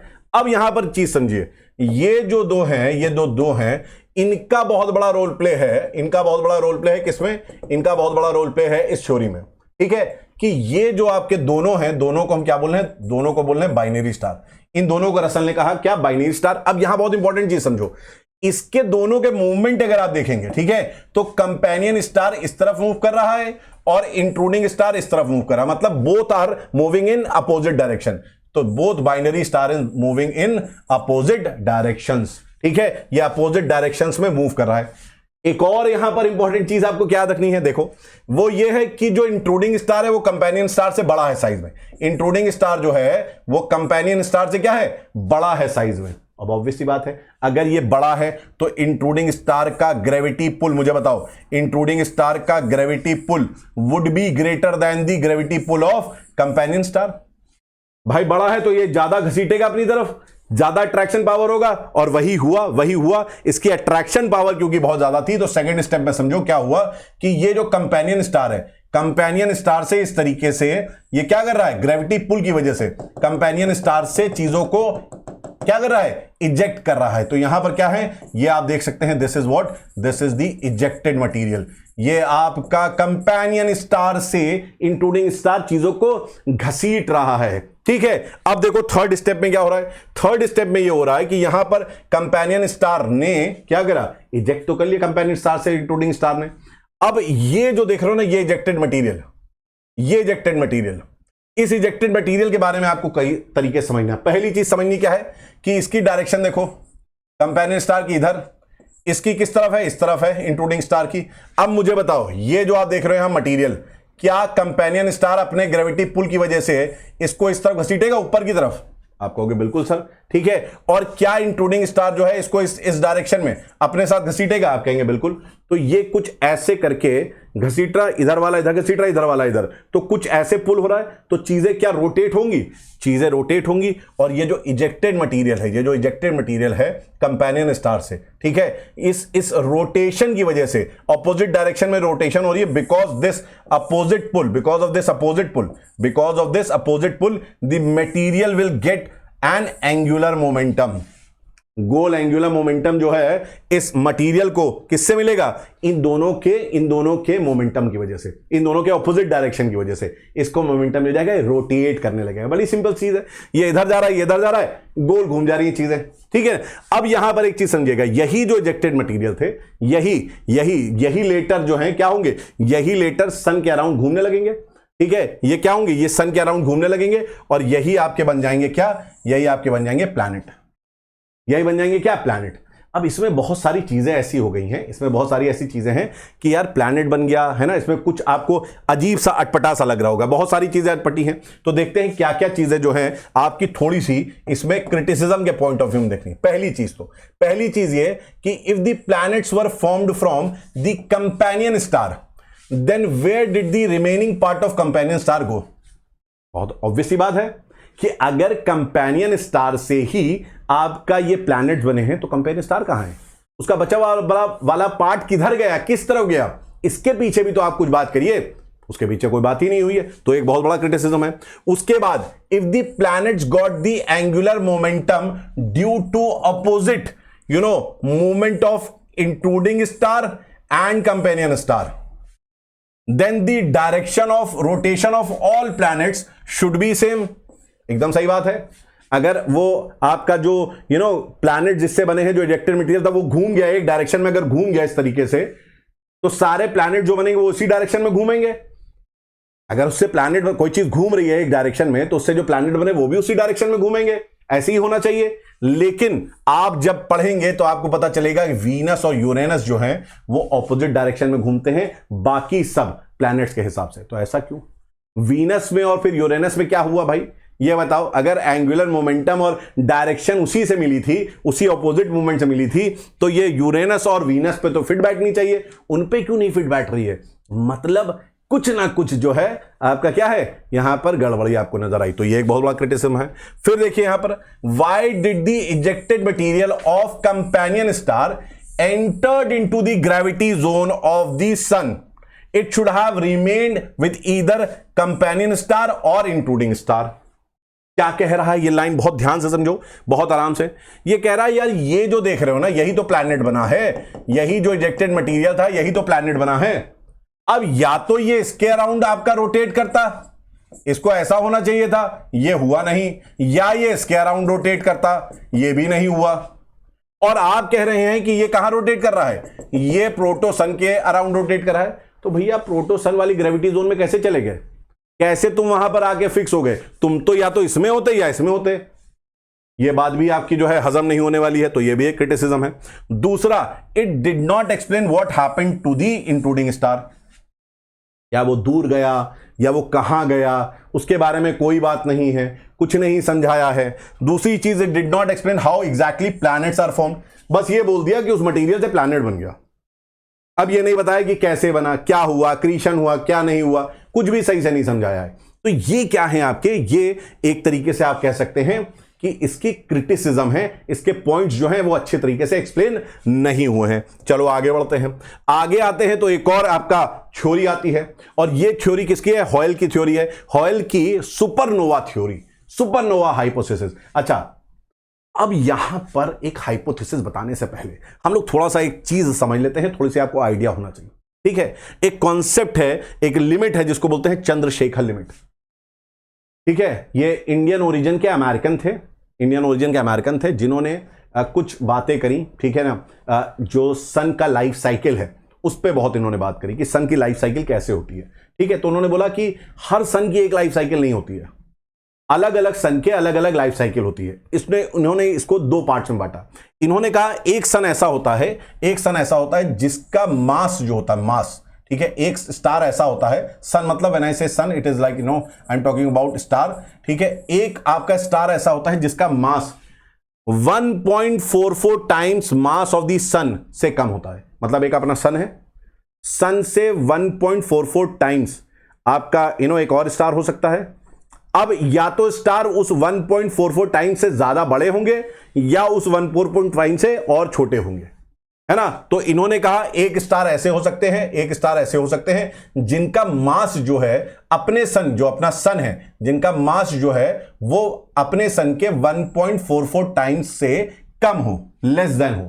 ठीक है, और एक ऐसे आपके स्टार्स हो सकते हैं जिनका मास जो है अपने सन के 1.44 टाइम्स मास से ज्यादा हो, मतलब सन से काफी बड़ा हो। एक सन, कुछ आपके स्टार ऐसे हो सकते हैं जो सन से बहुत बड़े हो, और कुछ स्टार ऐसे हो सकते हैं जो सन के आसपास या सन से छोटे हो। ठीक है, ऐसे स्टार हो सकते हैं। इन्होंने कहा कि जो सन के आसपास है ना, सन से लगभग 1.4 टाइम्स, 1.5 गुना उसके या उससे छोटे उसके आसपास के जो होते हैं स्टार्स, ठीक है, वो स्टार्स आपका जब लाइफ उसकी खत्म होती है तो पहले वो रेड जाइंट बनते हैं। ठीक है, ये आपको सन के लाइफ साइकिल में पता चलेगा, और फिर उसके बाद आपका ये व्हाइट ड्वार्फ बनते हैं, और फिर ये ब्लैक ड्वार्फ बन जाते हैं। ठीक है भैया, लेकिन उन्होंने कहा जो बड़े स्टार्स होते हैं, जो सन से काफी बड़े होते हैं, ठीक है, वो स्टार्स जो हैं आपका पहले बनते हैं क्या, रेड सुपर जायंट बनते हैं। ये सारी चीजें नोट कर लेना, क्या बनते हैं, रेड सुपर जायंट बनते हैं। और उसके बाद एक एक्सप्लोजन होता है, एक एक्सप्लोजन होता है, बहुत बड़ा एक्सप्लोजन होता है। उस एक्सप्लोजन को बोलते हैं क्या, सुपरनोवा। उस एक्सप्लोजन को क्या बोलते हैं, सुपरनोवा। ये वही स्टार है जो बाद में जाके ब्लैक होल बनता है। ये वही स्टार है जिसमें सुपरनोवा होता है, वही स्टार ब्लैक होल बनता है। लेकिन हम लोग अभी वो उस बारे में बात नहीं कर रहे हैं, हम लोग अर्थ को समझने की कोशिश कर रहे हैं कि अर्थ कैसे बना। अब देखो यहां पर, अब ये हमने समझ लिया यहां पर क्या, ये हमने समझ लिया चंद्रशेखर लिमिट के बारे में। ठीक है, ये कुछ चीज मैंने आपको बता दी, इंपॉर्टेंट चीजें हैं, अभी हम लोग उसको यूज करेंगे। अब एक और चीज आपको बता देता हूं। ठीक है, हमारे सन में ठीक है, हमारे सन में क्या होता है, न्यूक्लियर फ्यूजन या फिजन, दो तरीके की चीजें होती हैं। ठीक है, फ्यूजन में क्या होता है, फ्यूजन मतलब होता है इंटीग्रेशन, चीजें आके मिल रही हैं। ठीक है, तो यहां पर हाइड्रोजन और हाइड्रोजन मिल के क्या बनाते हैं, हीलियम बना लेते हैं। इसको बोलते हैं न्यूक्लियर फ्यूजन। याद रखना, ये बाद में ज्योग्राफी में और भी आगे हम लोग यूज करेंगे। न्यूक्लियर फ्यूजन में हाइड्रोजन प्लस हाइड्रोजन क्या बना रहे हैं, हीलियम। और इसको लिखते चलना, सारी चीजें लिखते चलना। उसके बाद आपका एक और होता है, उसको बोलते हैं न्यूक्लियर फिजन। ठीक है, फिजन में क्या होता है, जो हीलियम होता है सन में प्रेजेंट, वो फिर से हाइड्रोजन में टूट जाता है, हाइड्रोजन में टूट जाता है। ठीक है, अब एक कॉन्सेप्ट आता है क्या, उस कॉन्सेप्ट का नाम है न्यूक्लियर इंटीग्रेशन। न्यूक्लियर फ्यूजन हमने समझ लिया, न्यूक्लियर फिजन समझ लिया, न्यूक्लियर इंटीग्रेशन समझ लिया। और इंटीग्रेशन में क्या है? इंटीग्रेशन में जो न्यूक्लियर फ्यूजन रेट होता है, मतलब हाइड्रोजन से जो हीलियम बन रहा है, हाइड्रोजन और हाइड्रोजन से जो हीलियम बन रहा है वो फास्ट होता है। ठीक है, किससे? हीलियम से टूट के हाइड्रोजन बनने का। मतलब आपका हाइड्रोजन जल्दी तेजी से हीलियम बना देंगे, हीलियम टूट के हाइड्रोजन नहीं बना पाएंगे।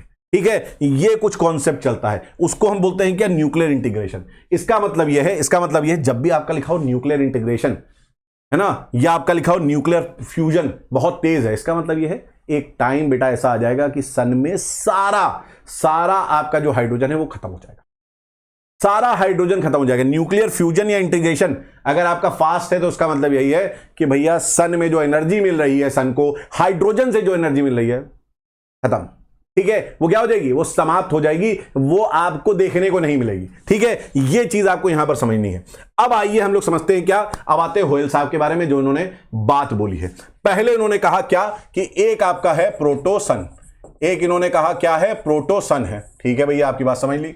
एक इन्होंने कहा कंपेनियन स्टार है, एक इन्होंने कहा कंपेनियन स्टार है। और इन्होंने कहा जो भाई साहब ये कंपेनियन स्टार है ना, ये बहुत बड़ा वाला कंपेनियन स्टार है, इसका जो मास होगा वो सन के मास से 1.44 टाइम्स मास से ज्यादा होगा। मतलब कि ये वाला जो कैटेगरी है स्टार की, इस वाले कैटेगरी की ये बात कर रहे थे, तो इन्होंने कहा बहुत बड़ा है। ठीक है, ये बना किससे? ऑब्वियस सी बात है, स्टार है तो हाइड्रोजन से बना होगा। ऑब्वियस सी बात है कि ये बहुत बड़ा जाइंट साइज है, इसका साइज बहुत बड़ा, अपने सन से भी बड़ा है यार, बहुत बड़ा, 1.5 गुना से भी ज्यादा बड़ा है। राइट, और यहां पर हो क्या रहा है? यहां पर हो रहा है न्यूक्लियर इंटीग्रेशन, मतलब हाइड्रोजन हीलियम में बहुत तेजी से कन्वर्ट हो रहे हैं। हाइड्रोजन खत्म हो रहा है, हीलियम ज्यादा बन रहा है। सिंपल सी बात है, हाइड्रोजन खत्म हो रहा है, हीलियम ज्यादा तेजी से बन रहा है। ये चीज आपको यहां समझनी है। तो ये जो रिएक्शन है बहुत तेजी से फास्ट रिएक्शन हो रहा है। अब इसमें होगा क्या कि एक टाइम आएगा भाई साहब, एक टाइम आएगा जब हाइड्रोजन विल बी ओवर, एक टाइम आएगा जब हाइड्रोजन विल बी ओवर। मतलब कि जो सूर्य को, जो सन को हमारे फ्यूल मिल रहा था, वो फ्यूल क्या होता है ना, या यहां पर सन नहीं है, यहां पर क्या है? स्टार है, कंपेनियन स्टार है। कंपेनियन स्टार का, कंपेनियन सन का फ्यूल खत्म, पूरा ईंधन खत्म। और जब ये होगा खत्म तो होगा बहुत ही भयानक क्या? Supernova explosion. क्या होगा? Supernova explosion. और इस एक्सप्लोजन में जो सन के अंदर या स्टार के अंदर जो न्यूक्लियर फ्यूजन होता है ना, वो एक्चुअली होता क्या है? यहां पर वो आयरन में कन्वर्ट होने लगता है, कार्बन और फिर आयरन में कन्वर्ट होता है। हीलियम जो है वो कार्बन और आयरन में कन्वर्ट होने लगता है। तो इसकी वजह से क्या होता है? आपका सोचो ये ऐसे बॉल है, स्टार है और अंदर कोर है। ये कोर आपका कोर टूट जाए तो ऊपर वाली चीजें क्या होंगी? पूरी उसके ऊपर कोलैप्स कर जाएंगी कि नहीं कर जाएंगी? तो कोर जब कोलैप्स करता है इसमें सुपरनोवा में, तो बाहर वाली चीजें भी होती हैं, वो क्या होती हैं? वो पूरी कोलैप्स कर जाती हैं। और उसकी वजह से दो चीजें निकलती हैं। एक निकलता है आपका क्या? डस्ट। एक निकलता है डस्ट और एक निकलता है स्टेलर मास, एक उसका बचा हुआ पार्ट। एक तो धूल और जो दूसरा दब गया वो वाला मास। ठीक है, वो वाला मास बाद में हम लोग देखेंगे कि ब्लैक होल बनता है, इसको नहीं समझने की जरूरत है। ब्लैक होल बनता है। ये जो डस्ट है ना, ये डस्ट क्या होता है? ये डस्ट जो है, ये डस्ट आपके सन के चारों ओर, ये डस्ट आपके जो है सन के चारों ओर क्या होने लगता है? रोटेट होने लगता है बेटा। और रोटेट होगा तो ये डस्ट है, इसमें छोटे हैं, बड़े हैं पार्टिकल्स, है ना, लार्ज और स्मॉल पार्टिकल्स है। फिर वही कहानी जिसमें क्या हो रहा है? एक्रीशन हो रहा है। लार्ज पार्टिकल्स ग्रेविटेशन पुल की वजह से आपका क्या करिए? चीजों को अट्रैक्ट कर रहे हैं, तो स्मॉलर पार्टिकल्स जो हैं वो लार्ज पार्टिकल के चारों ओर आपके डेवलप होने लगेंगे और उससे बन जाएगा क्या? उससे बन जाएगा प्लैनेट। उससे क्या बन जाएगा? उससे बन जाएगा प्लैनेट। बेटा ये रिकॉर्डेड लेक्चर में बार बार बोल रहा हूं, पूरे नोट्स बनाते रहना, बार बार रिवाइज करके देखते रहना। ठीक है, अब यहां पर आते हैं हम लोग ओल्ड थ्योरी में, हमारी इंपॉर्टेंट और आखिरी ओल्ड थ्योरी है ये। ठीक है, ये किसने दी थी? ये शिमिड्स की इंटरस्टेलर हाइपोथेसिस है। ये शिमिड की इंटरस्टेलर हाइपोथेसिस है। अब ये इंटरस्टेलर हाइपोथेसिस होती क्या है, इसको बड़े ध्यान से समझ लो। ठीक है, अब इसमें पहले थ्योरी में पहली चीज समझ लो, इंटरस्टेलर डस्ट क्या होता है, और फिर देखेंगे गैलेक्टिक रेवोल्यूशन क्या होता है, और फिर थ्योरी में क्या कहा गया है वो हम लोग समझ लेंगे। देखो यहां पर इंटरस्टेलर डस्ट को थोड़ा सा समझने की कोशिश। यहां पर इंटरस्टेलर डस्ट में उन्होंने मेंशन करा एक नाम जिसको बोलते हैं डार्क मैटर। आपने देखा होगा स्पेस में, आप जब स्पेस में देखते हैं आपको कालापन नजर आता है, स्पेस में आपको कालापन नजर आता है। ये कालापन जो है ये कहां से आ रहा है? ये डार्क मैटर है। ठीक है, this is what dark matter. और ये डार्क मैटर जो है हमको दिख तो रहा नहीं है उसमें कुछ भी, it can not be scene, so it is hypothetical. हम ये कह सकते हैं ये डार्क मैटर क्या है, हमने एक हाइपोथेसिस मान रखी है, अजम्पशन मान रखा है कि कुछ है वहां पर, कुछ मैटर है। इस मैटर में एक्चुअली होता क्या है? अच्छा, ये मैटर अगर आप देखेंगे तो ये 80 से 85% यूनिवर्स जो है हमारा, पूरा यूनिवर्स, ब्रह्मांड पूरा हमारा, उसमें 80 से 85% यही डार्क मैटर, यही डार्क मैटर है जो कि पूरा का पूरा हमारा यूनिवर्स में फैला हुआ है। अब इसमें ध्यान देने वाली बात यह है कि इसमें होता क्या है, तो इसमें होते हैं डस्ट पार्टिकल्स, और इस डार्क मैटर में होते हैं हमारे क्या, गैसियस क्लाउड्स। ये दो चीज होती हैं, ये ध्यान रखना है यहां पर क्या होता है। अब आते हैं हम लोग इसी के दूसरे पार्ट में, इस थ्योरी के दूसरे पार्ट में एक कॉन्सेप्ट यहां पर हम लोग देखेंगे, या एक आप कह सकते हो चीज को समझेंगे, जिसको बोलते हैं गैलेक्टिक रेवोल्यूशन। अब भाई गैलेक्सी है, अपनी गैलेक्सी कौन सी है, मिल्की वे है ना, और इसी मिल्की वे के एक कोने में है ना, इसी मिल्की वे के कोने में अपना सन भी है, यहीं पर अपना सोलर सिस्टम भी है एक कोने में, राइट। और ये जो सन है, ये जो सन देख रहे हो बेटा तुम, ये सन जो है ये रोटेट हो रहा है कि नहीं हो रहा है? ये इस पूरे गैलेक्सी को गैलेक्सी का चक्कर लगा रहा है, ये गैलेक्सी का चक्कर लगा रहा है, जिसको हम लोग कॉस्मिक ईयर भी बोलते हैं। ये जो गैलेक्टिक रेवोल्यूशन कर रहा है, ये जो पूरे गैलेक्सी का है ना, जो गैलेक्टिक सेंटर है, इसका सन जो पूरा चक्कर लगाता है, पूरा चक्कर, उसको हम लोग बोलते हैं कॉस्मिक ईयर। याद रखना, कॉस्मिक ईयर क्या होता है? सन जो पूरा चक्कर लगा रहा है, रेवोल्यूशन लगा रहा है, उसी को हम बोलते हैं कॉस्मिक ईयर। तो यहां पर sun is revolving around the galaxy, जिसको हम क्या बोल रहे हैं, गैलेक्टिक रेवोल्यूशन बोल रहे हैं, जिसको हम लोग क्या बोल रहे हैं, गैलेक्टिक रेवोल्यूशन बोल रहे हैं। अब यहां पर आप ध्यान दीजिए बहुत कायदे से, क्या ध्यान देना है कि ये गैलेक्टिक सेंटर है और सन जो है इसका चक्कर लगा रहा है। अब भैया गैलेक्सी के बीच में, गैलेक्सी, दो गैलेक्सियों के बीच में, गैलेक्सी में खुद क्या है, डार्क मैटर ही तो है, और सन का अपना ग्रेविटेशनल पुल है कि नहीं है? सन भी तो ग्रेविटेशनल पुल करेगा। तो सन जब ये रोटेशन कर रहा है तो सन के चारों तरफ सन क्या कर रहा है, ड्यू टू ग्रेविटेशनल पुल की वजह से सन जो है डार्क मैटर को अट्रैक्ट कर ले रहा है अपने आसपास, डार्क मैटर को। डार्क मैटर क्या है, हमने देखा डस्ट पार्टिकल्स और गैसियस क्लाउड्स। तो ये जो डार्क मैटर है ये सन के आसपास आ जाता है, क्यों? क्योंकि सन का अपना ग्रेविटेशनल पुल है। और हम यहां पर देखते हैं ये जो डार्क मैटर है, डीएम मतलब dark matter, since the dark matter was revolving around the sun, it forms a disc. Sun है, डार्क मैटर घूम रहा है, अब डार्क मैटर है घूम रहा है इसके चारों ओर, ये इतनी तेजी से घूम रहा है कि एक चपटा हो जाता है। कभी आपने वो बॉल आती है कॉस्को की, है ना, क्रिकेट खेलते हैं, टेनिस बॉल जिसको बोलते हैं, या किरमिच की हम लोग गेंद बोलते थे, राइट। वो अगर आप कस के थ्रो फेंकते हैं हम, तो देखते हैं जब वो रोटेट होते जाती है तो पिचक जाती है बॉल। कभी देखा है, कस के थ्रो फेंको तो वो बॉल पिचक जाती है। तो जब बहुत तेजी से कोई चीज रोटेट करती है तो वो क्या होती है, चपटी हो जाती है, फ्लैट हो जाती है, डिस्क जैसी हो जाती है, एक डिस्क की तरह हो जाती है। तो ये जो डार्क मैटर है ये भी क्या हो जाता है, ये इस तरीके से एक डिस्क की तरह चारों तरफ घूमने लगता है, एक डिस्क की तरह बन जाता है सन के। समझ में आ गई बात? यहां पर ये क्या बन रहा है, डिस्क की तरह बन रहा है। और ये जो डिस्क है ना, डिस्क, इसमें अलग अलग वेरिंग पार्टिकल्स हैं, अलग अलग साइज के पार्टिकल्स हैं। यहां पर आपके हेवियर पार्टिकल्स हैं, डेंसर पार्टिकल्स हैं, है ना, और आपके लाइटर गैसियस पार्टिकल्स भी हैं। तो यहां पर इस डिस्क में आपको गैस भी मिल रही है, डेंसर पार्टिकल्स भी मिल रहे हैं, सब कुछ मिल रही है। और ये अब आपका क्या हो रहा है, रोटेट कर रहा है। और मैंने आपको पहले भी बताया अभी इतने सारे उसमें कि कोई भी चीज अगर रोटेट करती है उसमें सेंट्रीफ्यूगल फोर्स और सेंट्रीपिटल फोर्स लगता है ना। और अगर आपका सेंट्रीफ्यूगल फोर्स यहां पर लग रहा है, अगर यहां पर आपका सेंट्रीफ्यूगल फोर्स लग रहा है, तो मुझको बताओ कि सेंट्रीफ्यूगल फोर्स अगर लगेगा, इसमें सेंट्रीफ्यूगल फोर्स लगेगा तो इसमें बाहर की तरफ चीजें जाएंगी। अब बाहर की तरफ कौन सी चीज जाएगी बताओ मुझे? बाहर की तरफ जो है लाइटर एलिमेंट जाएंगे, लाइटर गैस पार्टिकल जाएंगे, इजंट इट? हल्के पदार्थ जाएंगे, हल्की गैस वाले पदार्थ जाएंगे। आप कहेंगे सर बिल्कुल जाएंगे। और यही होता है कि ये जो सन है इसमें लाइटर पार्ट सन से बहुत दूर चले जाते हैं, और जो हेवियर डेंसर पार्ट होते हैं वो सन के पास रहते हैं। और इसी वजह से अगर आप देखेंगे अपने सोलर सिस्टम को, तो आप देखेंगे आपको एक नजर आएगी चीज। क्या नजर आएगी? आपको नजर आएगा कि सन के पास मरकरी, वीनस, अर्थ, मार्स, ये सारे टेरेस्ट्रियल प्लैनेट्स, भारी डेंसर प्लैनेट्स आपको कहां है, सन के पास नजर आ रहे हैं। और दूसरे आप देखेंगे तो आपको यहां देखेंगे क्या, जुपिटर, सैटर्न, यूरेनस, नेपच्यून, सारे गैसियस प्लैनेट्स हैं। तो एक तरफ आपके हेवियर टेरेस्ट्रियल प्लैनेट, एक तरफ आपके गैसियस जोवियन प्लैनेट्स आपको नजर आते हैं। ये थ्योरी दी किसने? ये थ्योरी दी आपके शिमिड ने। तो शिमिड ने एक तरीके से समझाने की कोशिश करी कि आपके जो टेरेस्ट्रियल प्लैनेट्स हैं वो क्यों सन के पास हैं, भारी हैं इसलिए, और एक उन्होंने समझाने की कोशिश करी कि क्यों जो आपके गैशियस एलिमेंट्स हैं हल्के वाले वो सब दूर क्यों हैं।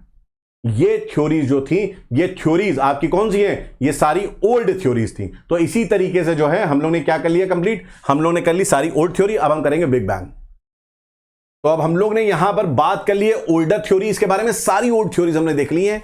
अब हम लोग बात करने वाले मॉडर्न थ्योरीज के बारे में। ये वो थ्योरी है जो प्रूवन है, इसीलिए थ्योरी है, अभी तक जो करा वो हाइपोथेसिस है, ठीक है। तो अब मैं आपको बताऊं, हम लोग बात करने वाले हैं किसकी, बिग बैंग थ्योरी के बारे में बात करने वाले।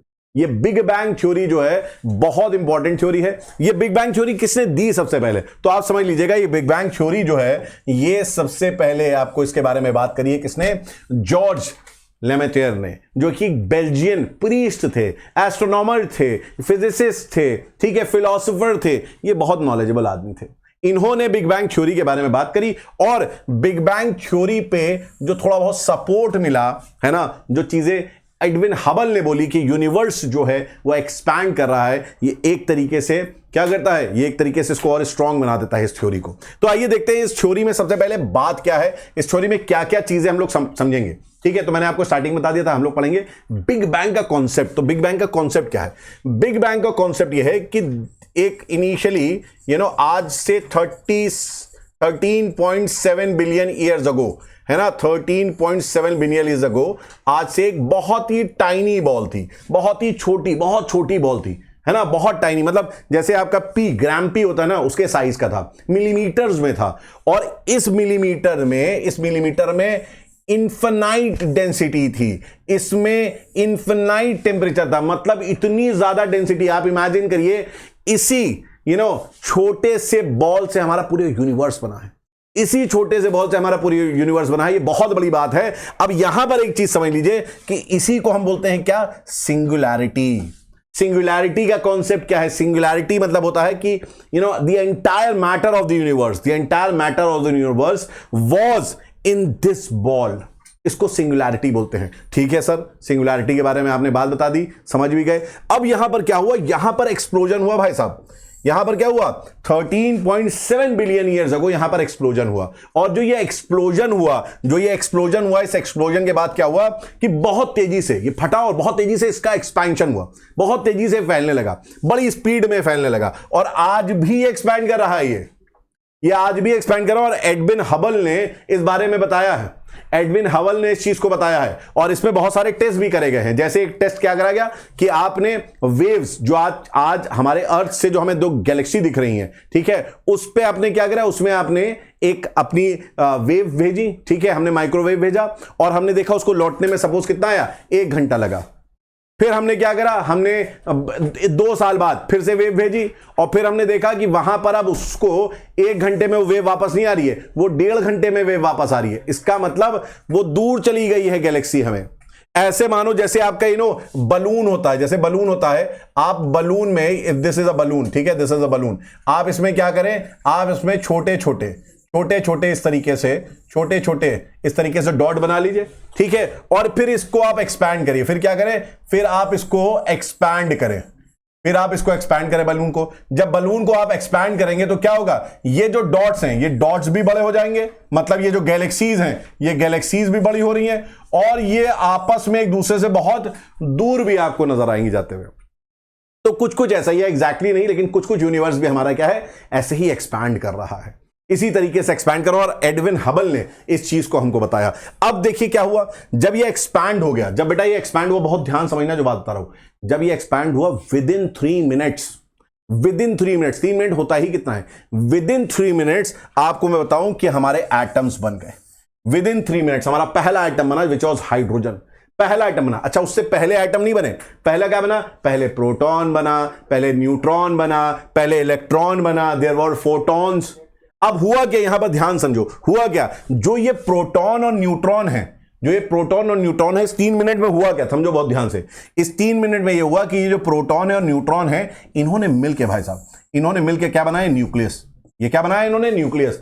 और जो आपके फ्री इलेक्ट्रॉन्स थे, ध्यान से सुनो, जो आपके फ्री इलेक्ट्रॉन्स थे वो उससे आके अटैच हो गए, इसके आगे इसमें क्या होने लगे, रिवॉल्व करने लगे। और ये जब रिवॉल्व होने लगता है, ये जब आपकी पोजीशन आ जाती है, तो हम क्या बोल देते हैं, हम बोल देते हैं कि आपका एटम फॉर्म हो गया है। क्या फॉर्म हो गया है, एटम। और हमारा पहला एटम क्या फॉर्म हुआ था, हाइड्रोजन फॉर्म हुआ था, हीलियम फॉर्म हुआ था। और यही क्लाउड्स ऑफ हाइड्रोजन, ये जो बादल थे हाइड्रोजन गैस के, यही धीरे धीरे क्या हुए, एक साथ इकट्ठा होने लगे, कलेक्ट होने लगे, और इसी से आपका क्या बना, गैलेक्सीज बनी।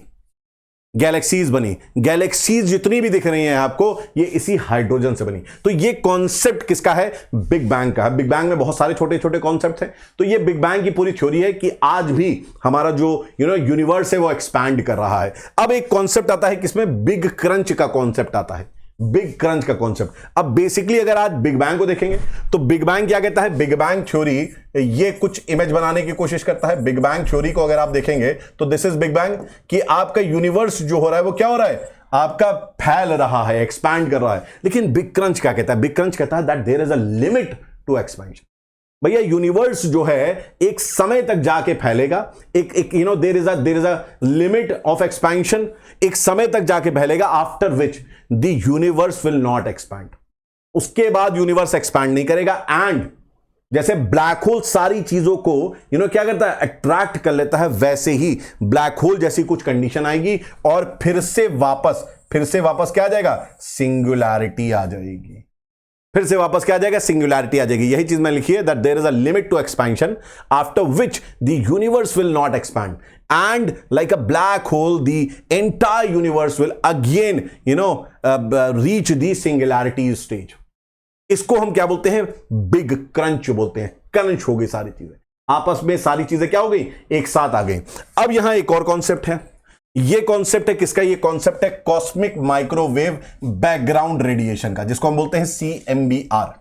जिसको हम क्या बोलते हैं, CMBR। ये वो है जिससे हम कंफर्म करके बता देते हैं, जिससे हमें पूरा क्या हो जाता है, कंफर्मेशन मिलता है कि बिग बैंग जैसा इवेंट हुआ है। बिग बैंग जैसा इवेंट हुआ है। ये CMBR, ये जो रेडिएशन जो बिग बैंग के टाइम पे निकली थी, वो आज भी प्रेजेंट है यूनिवर्स में। और इसको हम जो है माइक्रोवेव, हम इसको कैसे, हम इसको अपनी नंगी आंखों तो नहीं देख पाते हैं, लेकिन हम माइक्रोवेव इलेक्ट्रोमैग्नेटिक स्पेक्ट्रम में इसको जो है कैच कर पाते हैं। ठीक है, तो यहां पर हुआ क्या और ये है क्या, इसको समझो थोड़ा सा। ठीक है, इसको है क्या ये समझो थोड़ा सा। तो यहां पर आप देखेंगे एक्सप्लोजन हुआ, हम लोगों ने देखा बिग बैंग हुआ, एक्सप्लोजन हुआ, एक्सप्लोजन के बाद क्या हुआ, एक्सपेंशन हुआ। ठीक है, अब जब एक्सप्लोजन हो रहा था तो एक्सप्लोजन के पास some heat would have been generated, कुछ आपकी हीट जनरेट हुई होगी, ऑब्वियसली बात है, कुछ हीट जनरेट हुई होगी। और इस समय लाइट निकली होगी, हीट निकली होगी, विच इज स्टिल प्रेजेंट, वो आज भी प्रेजेंट है, वो आज भी प्रेजेंट है। ठीक है, फिर लेकिन इसको हम लोग इस समय देख नहीं पाए। ठीक है, बाद में इसको देखते हैं क्या हुआ ये कि एक्सपेंशन हुआ ये कि यहां पर क्या हुआ, एक्सपेंशन हुआ। जब एक्सपेंशन हुआ तो ऑब्वियसली बात है क्या है, एक्सपेंशन के साथ टेम्परेचर फास्टर पेस में रिड्यूस हुआ। मैंने आपको बताया था जैसे छोटे से कमरे में हीटर है, अभी मैंने बताया था छोटे से कमरे में हीटर है, उस हीटर वाले कमरे में आपको गर्मी ज्यादा लग रही क्योंकि हीटर के लिए वो बहुत है, सफिशिएंट है। उसी हीटर को लेके आप थोड़े बड़े कमरे में चले जाइए, वहां पर आपको टेम्परेचर डाउन मिलेगा। उसको और बड़े कमरे में ले जाइए, फैला दीजिए और बड़े कमरे में, वो हीटर और आपका कम इफेक्टिव हो जाएगा। ठीक है, तो यहां पर सेम वैसे ही हुआ कि यूनिवर्स जब तक बहुत छोटा था तब तक क्या था, हीट बहुत ज्यादा थी। जैसे ही यूनिवर्स एक्सपैंड होने लगा, है ना, with in seconds, with in minutes, with in hours बहुत ज्यादा एक्सपैंड हो गया। जब ये एक्सपैंड हुआ तो टेम्परेचर ड्रास्टिकली क्या हुआ, ड्रास्टिकली केम डाउन। ठीक है, आपका टेम्परेचर नीचे आ जाता है। ठीक है, टेम्परेचर इतना ज्यादा नीचे हो जाता है, the temperature reduce to such an extent that CMBR can not be seen through naked eyes. CMBR invisible हो जाता है नेकेड आइज के लिए, क्योंकि टेम्परेचर बहुत कम हो जाता है। It was very cold at that particular time. बहुत ठंडा हो गया था भैया, बहुत ठंडा। कितना ठंडा पूछोगे, कितना ठंडा पूछोगे, the temperature was very cold. How cold it was, temperature is just above, just 2.71 degree Celsius above the absolute zero। जो CMBR is invisible, why? Because temperature बहुत कोल्ड था, because the temperature is very cold। और temperature जो cold है वो कितना cold है, तो यार पहली चीज तो ये समझ लो, 0 डिग्री, जीरो एब्सोल्यूट जीरो क्या होता है, एब्सोल्यूट जीरो मतलब होता है 0 डिग्री केल्विन, जिसका मतलब होता है -273.15 डिग्री सेल्सियस। तो ये कह रहा है -273 273 डिग्री सेल्सियस से केवल और केवल 2.7 डिग्री सेल्सियस ज्यादा था, मतलब लगभग -270 के आसपास था।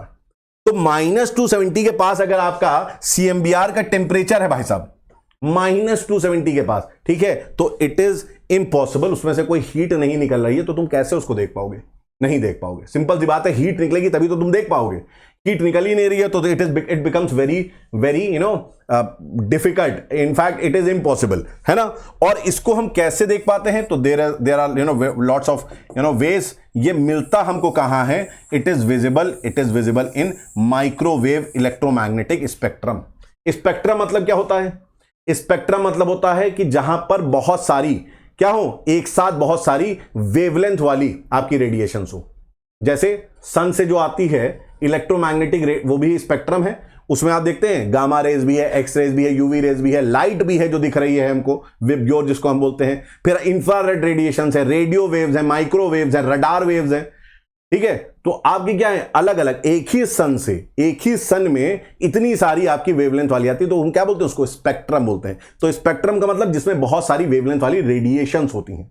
याद रखना, कभी भी अगर पढ़ो क्या स्पेक्ट्रम पढ़ो, आगे हम लोग क्लाइमेटोलॉजी में पढ़ेंगे तो मैं डिटेल में लिखवाऊंगा, स्पेक्ट्रम में बहुत सारी रेडिएशंस होती है, तो परेशान ना होना अगर स्पेक्ट्रम नहीं समझ में आ रहा है। जब हम लोग क्लाइमेटोलॉजी पढ़ेंगे तो स्पेक्ट्रम समझ में आएगा। तो ये यार क्या था? हमारा CMBR था, और ये हमें आज भी दिखता है, आज भी हमें उसकी इमेज दिखती है, ठीक है। तो दिस इज वेरी इंपॉर्टेंट। अब एक कॉन्सेप्ट आपका और बचा है, किसमें? एक कॉन्सेप्ट बचा है आपका बिग बैंग में, विच इज वेरी इंपॉर्टेंट। ये कॉन्सेप्ट है क्या? ट्रांसपेरेंसी का। मतलब हमारा यूनिवर्स हमको कब ट्रांसपेरेंट नजर आया यार, कब हमें ये ट्रांसपेरेंट नजर आया, ठीक है। तो देखिए एक चीज समझिएगा इसमें, बहुत अच्छी तरीके से समझ लीजिए कि जब एक्सप्लोजन हुआ, जिस समय एक्सप्लोजन हुआ उस समय ऑब्वियस सी बात है टेम्परेचर बहुत हाई था, बहुत हाई टेम्परेचर था, बहुत ज्यादा टेम्परेचर था। और यहां पर इस समय क्या इतने हाई टेम्परेचर में कोई स्टेबल एटम हो सकता है? पहले बताओ, इतना ज्यादा सब टूट टाट गए होंगे, है ना। प्रोटॉन अपना अलग है, न्यूट्रॉन अलग है, इलेक्ट्रॉन अलग है, फोटोन अलग है, ये जो सब एटॉमिक पार्टिकल्स हैं ये सब अलग अलग हैं। इतना गर्म में आप समझ रहे हैं, सब इतने एक्टिव होंगे, हाईली एक्टिव, कि आपस में एटम जैसी कोई चीज ही नहीं रहेगी। तो सब एटॉमिक पार्टिकल्स के रूप में सारी चीजें थी प्रेजेंट, ठीक है। लेकिन यहां पर एक चीज हो रही थी, और वो बड़ी ही समझिए इलेक्ट्रॉन की खुराफात हो रही थी। इलेक्ट्रॉन जो है फोटोन के साथ बार बार क्या कर रहा था? कोलाइड कर रहा था, बार बार कोलिजन हो रहा था, बार बार टकरा रहा था। और जब ये टकरा रहा था फोटोन के साथ क्या इलेक्ट्रॉन, तो इस टकराने के कारण जैसे फॉग होता ना, फॉग जैसा आपका कह सकते हो एक तरीके से फॉग जैसी कंडीशन बन रही थी। उससे आप आर पार आपको चीजें दिख नहीं रही थी, ओपेकनेस थी, है ना। ओपेकनेस मतलब जो दिखता नहीं है, ट्रांसपेरेंट नहीं होती है ये चीजें, तो ओपेकनेस थी। तो आप कहेंगे सर फिर क्या हुआ? तो यार जब विस्फोट हुआ, जब आपका ब्लास्ट हुआ, उस समय तो कुछ नहीं था। लेकिन जब धीरे धीरे, ऑब्वियस सी बात है, यूनिवर्स आपका उस समय ओपेक था, लेकिन धीरे धीरे आफ्टर एक्सप्लोजन हमारा क्या हुआ? एक्सपेंशन स्टार्ट हुआ, और एक्सपेंशन से हमने देखा अभी क्या, टेम्परेचर हमारा कम होता है। ऑब्वियसली बात, जब टेम्परेचर कम हुआ तो अब फेवरेबल कंडीशन मिली, किसको? स्टेबल एटम बनने के लिए फेवरेबल कंडीशन आ गई, ठीक है। और इसी में क्या हुआ हमारा? इसी में हमारा formation of hydrogen and helium हुआ। एक्चुअली क्या हुआ, ये जो इलेक्ट्रॉन फ्री इलेक्ट्रॉन था ना, अब ये तुम्हारा जो है न्यूक्लियस जो बनाते हैं प्रोटॉन और न्यूट्रॉन, जो अभी हमने देखा था, प्रोटॉन और न्यूट्रॉन जो न्यूक्लियस बनाते हैं उसी के चारों ओर फिक्स हो गए, है ना। और आपका हाइड्रोजन हीलियम जैसा आपको क्या मिल गया? हाइड्रोजन हीलियम जैसा आपको एलिमेंट मिल गया। तो यहां पर अगर आप देखेंगे तो ये जो आप यहां पर देखेंगे, इधर आप समझिए, ये प्रोटॉन और न्यूट्रॉन ने क्या करा? प्रोटॉन और न्यूट्रॉन मिलके, ठीक है, ये मिलके क्या बना रहे हैं? ये मिलके बना रहे हैं न्यूक्लियस। इन्होंने मिलके क्या बनाया? न्यूक्लियस। और जो फ्री इलेक्ट्रॉन्स थे जो आपके फोटोन से टकरा रहे थे, वो अब इसी के क्या हुए? अराउंड रिवॉल्व होने लगे, और इसी से बन गया क्या हमारा? एटम। इसी से हमारा क्या बन गया? एटम। तो बताओ, अब जब हमारा एटम बन गया है तो जो फ्री इलेक्ट्रॉन्स टकरा रहे थे जाके किससे? फोटोन से, और कोहरा बना रहे थे, अब ये वाले तो फ्री जो हलचल मचा रहे थे, इनको तो फिक्स कर दिया, बेटा तुम कहां जा रहे हो, तुम आओ इधर, प्रोटॉन और न्यूट्रॉन जो न्यूक्लियस बनाया है उसके साथ रिवॉल्व करो और एटम बनाओ। तो यस, हुआ क्या? तो जो फ्री इलेक्ट्रॉन्स थे आपके, now the free electrons will be reduced. वो क्या हुए? रिड्यूस हुए, as they will be attached to the nucleus formed by proton and neutron. तो ये जो न्यूक्लियस बना इसमें फिक्स हो गए, अब वो फोटोन से नहीं टकराएंगे, और फोटोन से नहीं टकराएंगे तो there will be less collision of electron and photon. इसका मतलब लेस ओपेकनेस, और इसका मतलब universe will become transparent. Universe हमारी क्या है? ट्रांसपेरेंट बन जाएगी। दोस्तों हम लोग ने पूरी थ्योरीज अच्छी तरीके से कर ली, जो थ्योरीज आपके किताब में एनसीईआरटी में उतना डिटेल में नहीं है, उसको बहुत डिटेल में हमने अच्छी तरीके से कंप्लीट कर लिया, बहुत अच्छी तरीके से कंप्लीट कर लिया। अब कुछ इसमें ऐसी चीजें हैं, ठीक है, जैसे गैलेक्सी, स्टार, मून, अर्थ का फॉर्मेशन, एटमॉस्फेयर का फॉर्मेशन, जो कि हम लोग नेक्स्ट चैप्टर के साथ रिलेट करके पढ़ेंगे, तो परेशान होने की जरूरत नहीं है। जो आपके वो टॉपिक्स हैं वो actually internal structure of the earth समझने के साथ साथ हम लोग उनको भी वहीं पर समझेंगे। तो नेक्स्ट जो चैप्टर है वो आपका थोड़ा सा बड़ा चैप्टर होगा, इंपॉर्टेंट चैप्टर है, ठीक है, internal structure of the earth, और उसमें ये सारी चीजें भी इन्वॉल्व होंगी। तो आपको उसी वक्त समझ में आ जाएगा जब मैं बात बताऊंगा कि क्रस्ट कैसे फॉर्म हुआ, तो हमें समझ में आ जाएगा क्रस्ट अच्छा कैसे बना, एटमॉस्फेयर कैसे बना, उसी टाइम पे हमको समझ में आ जाएगा जब हम समझ रहे होंगे कि क्रस्ट कैसे बना है, ठीक है, और लाइफ कैसे इवॉल्व होकर आती है वो भी हमको वहीं पर समझ में आ जाएगा। और जो रही आपकी चीजें कि जो हमारा सोलर सिस्टम है, ठीक है, जो जियोलॉजिकल टाइम स्केल है, वो हम उसी के साथ कवर करेंगे। तो अगले टॉपिक में हम लोग ज्यादा से ज्यादा चीजों को कंप्लीट करने की कोशिश करेंगे, और एक्चुअली आप कह सकते हैं कि इंटरनल स्ट्रक्चर वाला जो चैप्टर है प्लस जो बचा वाला पार्ट है वो कंबाइंड आपको मिलने वाला है, ठीक है। ये एक ऐसा टॉपिक है जिसको सेपरेटली पढ़ेंगे तो ज्यादा मजा आएगा, इसलिए सेपरेट बनाया। और जो इस चैप्टर का एसेंस था, origin of the earth, origin कैसे हुआ अर्थ का, वो मैंने आपको यहां पर समझा दिया है। तो दोस्तों अगर आपको लेक्चर अच्छा लगा तो कमेंट जरूर करिएगा कि लेक्चर कैसा लगा है, क्या चीजें समझ में आई हैं। और दूसरी चीज, क्योंकि ये रिकॉर्डेड लेक्चर है तो हम उम्मीद कर रहे हैं कि आप लोग जो हैं, जितने लोग भी हैं, इसको पॉज करके सारे नोट्स बनाएंगे। तो आज के लिए इतना ही दोस्तों, thank you, take care, bye bye.